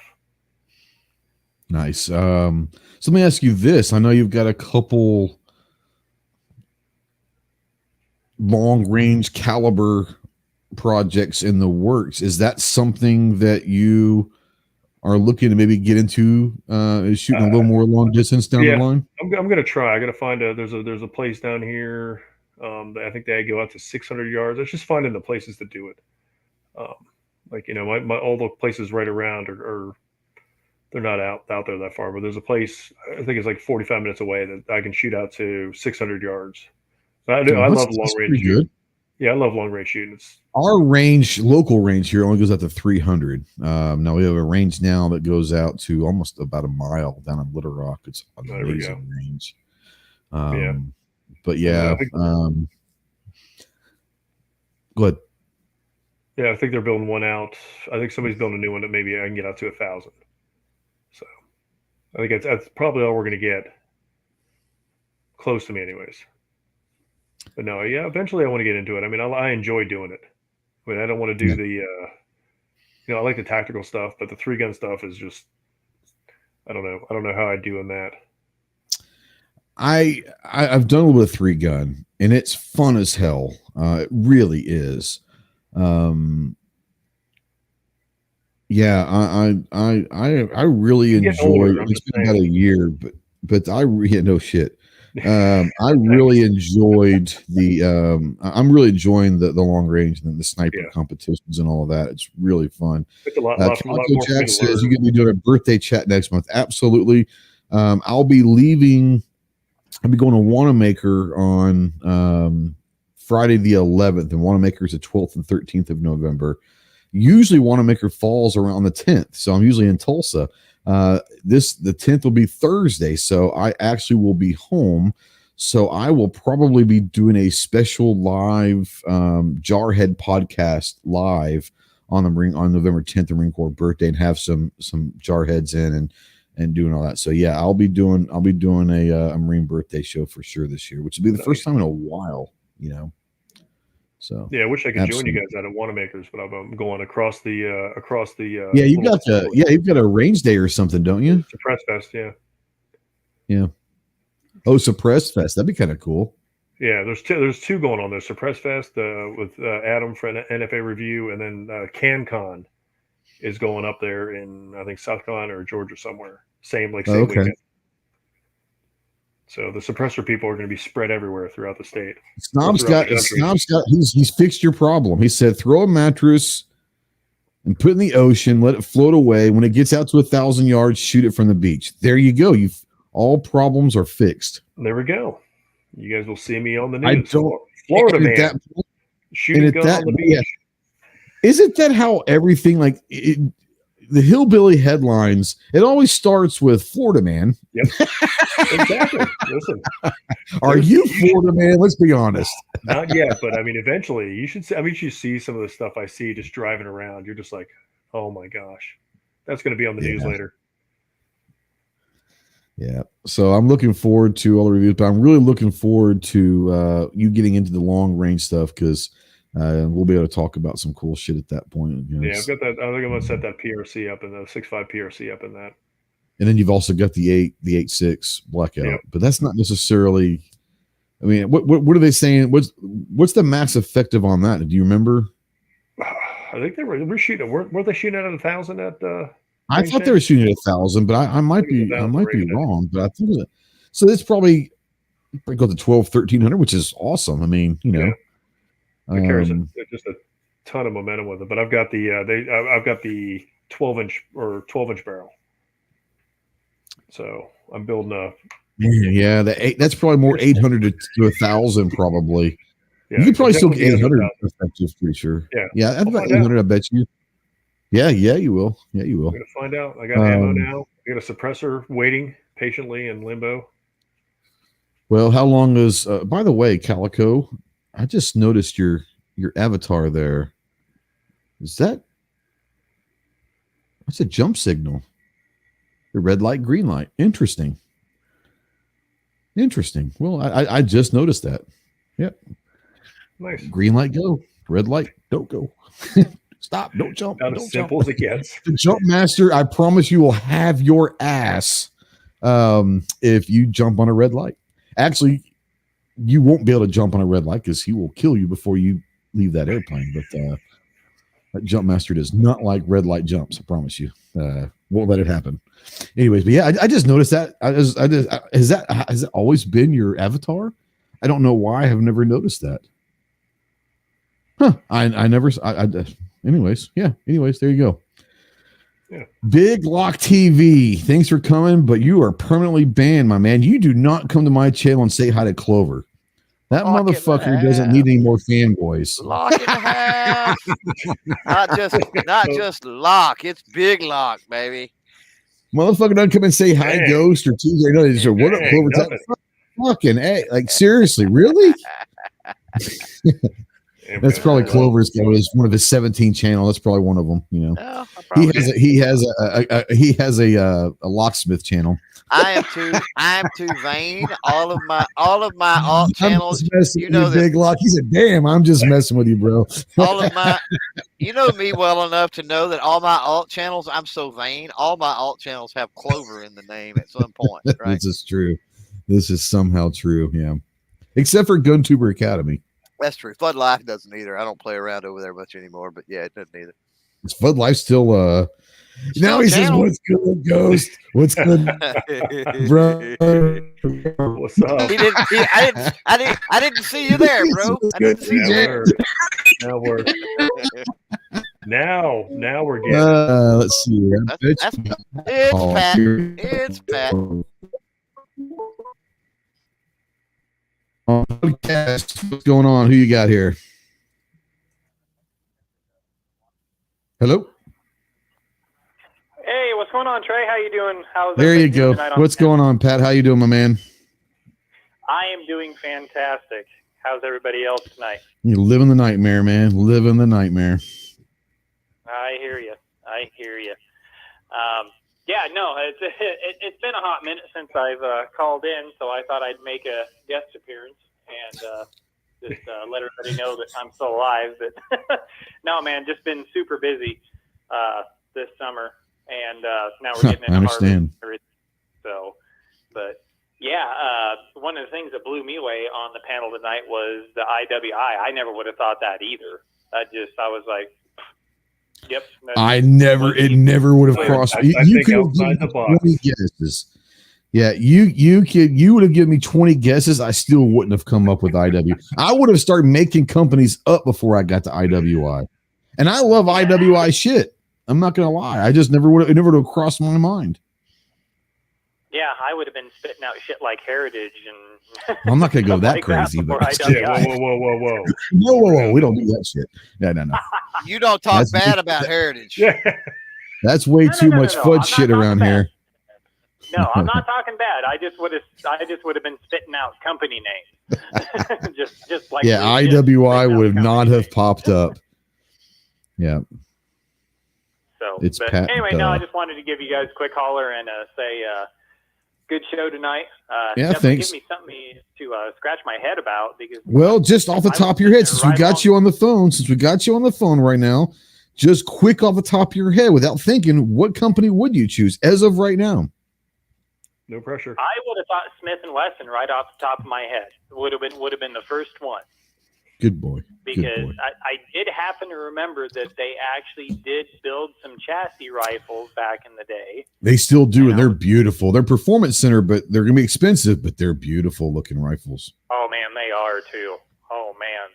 That is a sexy beast there. It is. But yeah. Clover's having fun with the banners here. I need to take the power away from Clover. He's really, he's having fun. He's having too much fun. Abusing it. Borderline abusing it. Yes, he is. Okay, I see the banner now. Yeah. That's all Clover, by the way.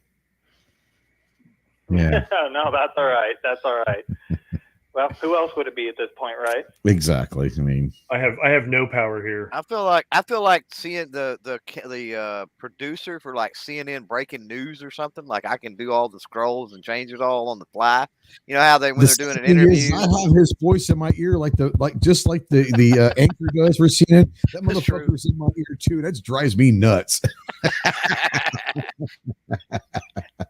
It's just like a NASCAR driver.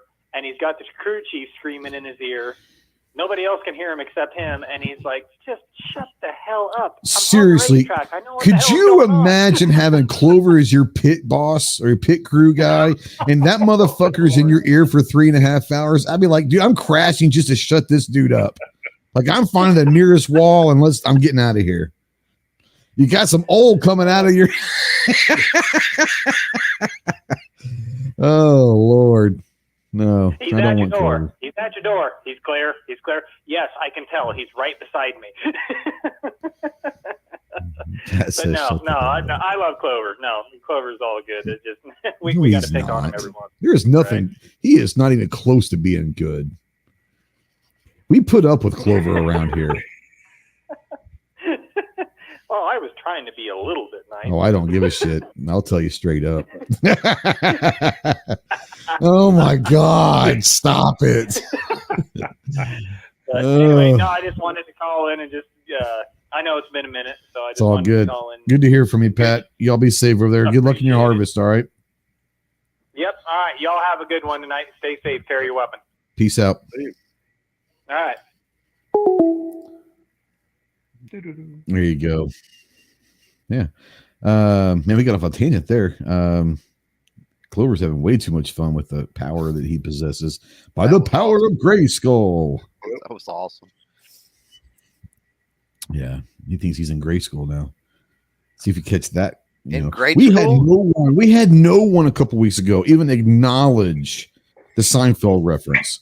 Let's see if the power of Grayskull gets any acknowledgement on the reference to that. I'm sure it will. We didn't get anything from Seinfeld, and we put out a few of the classic. And you want to be my latex salesman. You want to be my latex salesman. These pretzels are making me thirsty. These pretzels are making me thirsty. These pretzels are making me thirsty. These pretzels are making me thirsty. TJ's going, what the fuck is wrong with you guys? I watched Seinfeld. All right. See? Calico gets it. He said He-Man. Well done, Calico. Yep. I watched He-Man back when I was like 6 or 7 years old. I remember being sick for school when I was like 6 or 7.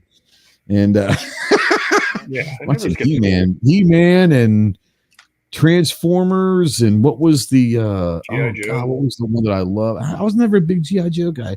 My favorite was, God almighty, the one that all of like the cats came together and built like the big they had individual yes. Voltron. Voltron. Yep. Love Voltron. The only he liked I was Hee-Haw. So Snob was a Hee-Haw guy. Hee-Haw's funny as hell. I liked Hee-Haw. Oh man. Who didn't like Hee-Haw? If you're in the South and you didn't like Hee-Haw, like I can understand if you're like a Yankee, and you didn't understand. Yankees we like Benny Hill. I still sing Hee-Haw quite Archie often. Bunker, Benny Hill, sure. The whole Benny Hill up there. The whole gloom, despair, and agony on me. I sing that all the time still. My grandparents would sing that like when their day wasn't going good or something.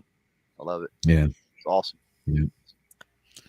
Yeah, Benny Hill, man. I remember Benny Hill because like back in the day, Benny Hill, oh man, they put that shit on like at midnight because they didn't want anyone like. Yep. I mean, it was racy as shit back then, Oh yeah, it was racy for TV like back then. Oh man. Oh yeah. Watch it on like Friday night, late at night. Yeah, it was like after it was late though. Yeah. I mean, like they didn't want any kids watching that thing. Right. All right. Rich said that he spent the weekend at his grandparents' house and they'd have Hee-Haw on in Pittsburgh. There you go. Clover, this is always tough with Clover because he doesn't do anything. I ain't doing nothing. I don't like do firearms. If you were to do something where, as far as content wise, like what would that be? Firearm stuff? Very little. Yeah. I'm baseball cards and all that. Baseball cards pay better. I hate to tell you, they do. So, I get it. No, I've got tomorrow. I've got Eric with Galloway Precision. So this is an industry week. So last week was Rebecca with 1 Million Moms and KD. So it was 2A week last week. This week is industry week. We've got Eric with Galloway Precision, and then tomorrow and then Thursday we've got Matt with Live Free Armor. Nice. There you go. Trying to think who we got Thursday. Oh, Thursday we got Washington Gun Law coming on.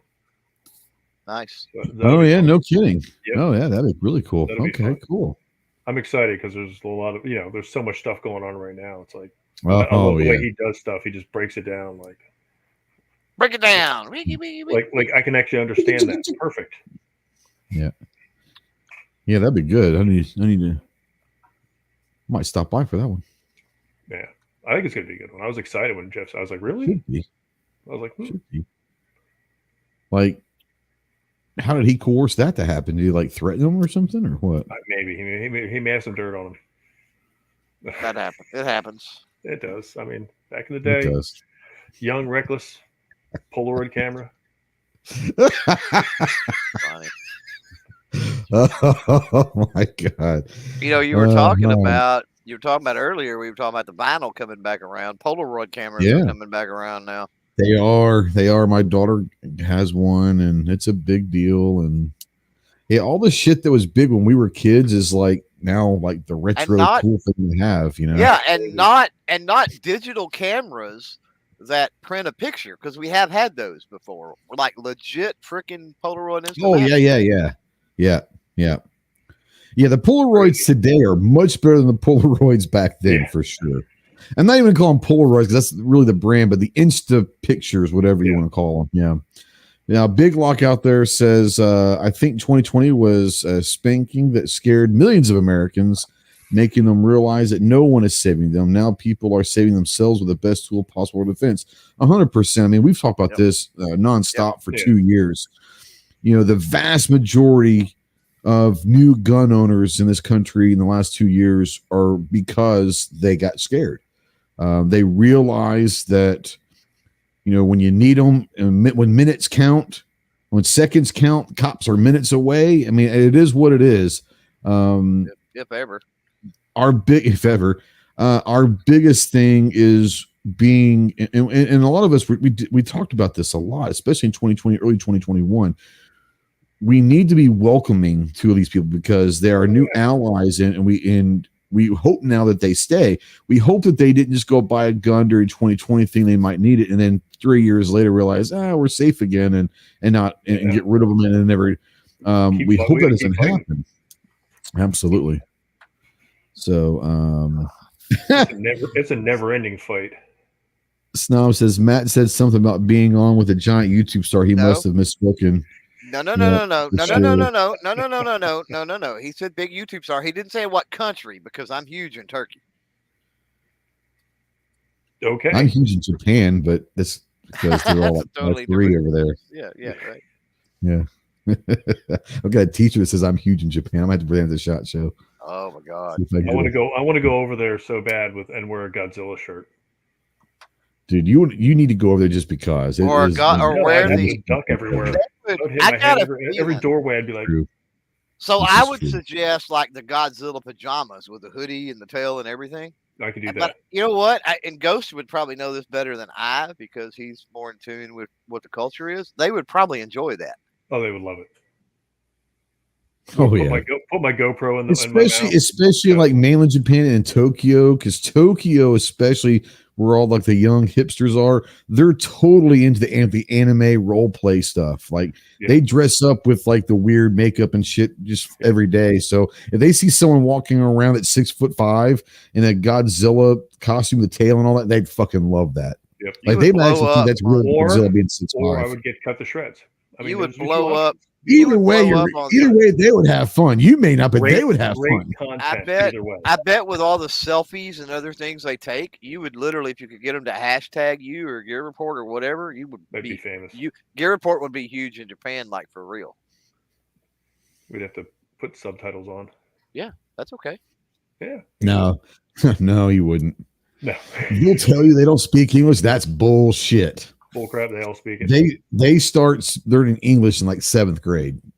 If anyone over there tells you no speak English, that means they don't want to talk to you. Right. Just saying. Let's just be honest. That's the way it was in Paris. All the old people, they wouldn't speak a lick English. All the young people were like, "Hey, Americans, what's up?" Or like, "What's going on? What's up with the old people?" Like, they don't like you. If they say they don't speak English, it just means they don't particularly want to talk to you, but they speak English. Right. So don't talk shit about them because they can understand you. Now, they may not speak great English, but they can speak it enough and they understand a lot more than they speak. Right. They understand what fuck you means. I would never say that. No. Yeah. Anyways, good Lord. We spent the last 30 minutes in the gear report fashion of the shit shooting. I blame Pat. This is true too. Snob says, to be fair, Clipper also does not speak great. Correct. Once again, this is coming from an Okie. So That is a bit of the proverbial pot calling the kettle black, but now, agreed. Clover would definitely need subtitles if he went to Japan. He would definitely need subtitles. I know. Yeah. He'd be like, what the what? The little machines they have, little translation machines would be like, no, I don't even have to go to Japan, right? I can go to like Vegas for SHOT Show, and people are like, you can go to Dallas and right? People are like, no, that's not true. There's a lot of people in Dallas that moved to Dallas from other places that may not quite understand East Texas twang. Possible, but I'm telling you, anywhere in the South, it's pretty much okay. It's close enough, but you get above the Mason-Dixon line. Okay's pushing it, but we'll give you that. Colorado was not good to me. No. I'll tell you that much. I would be willing to bet Vermont wouldn't know what to do with you. Yeah, they're like, what did he say? and they're weird little. Snob says he speaks a touch better English than you. I don't know. It's always fun when Clover and Snob get in a conversation at Wanamaker because you just sit back and just say, this is gold. This is it right here. Like this, right. Webster would be turning over in his grave if he was listening to this conversation. Look at all the new words we have to put in there. Webster was a communist. I don't care what Webster had to say about it. Wow. Telling us what words mean and how we have to pronounce them. What's he trying to do? Rule the world? I don't understand the guy. Come on. You know what's sad? Now I'm not going to go down that rabbit hole because we're going to try. We keep down here for another half an hour. Thank you so much for watching for the 2 hours. For the 16 people that are still here 2 hours into this, I love you, but you ain't getting your money back, and you will never get this time back. If you're watching this late in replay or listening in podcast, one of two things have happened. Either you're being kidnapped and you're being tortured and you're being forced to listen to this, or you're on a seriously long road trip. It's gold, Jerry. It's gold. That's a great number. That's a great line. Awesome. I had to throw that. I know you're closing it, but we were talking Seinfeld. I had to put that one up. Fucking great. I forgot about it. It's gold, Jerry. It's gold. It's gold. Yeah. It's shrinkage. I just watched that episode today, man. I was on that episode. The shrinkage episode? The shrinkage, yeah. Oh, God. Oh, jeez. Great stuff. Pull the plug. Great stuff. Gary, no shit. Gary, I got one last question for you, Clover. Does Siri understand you?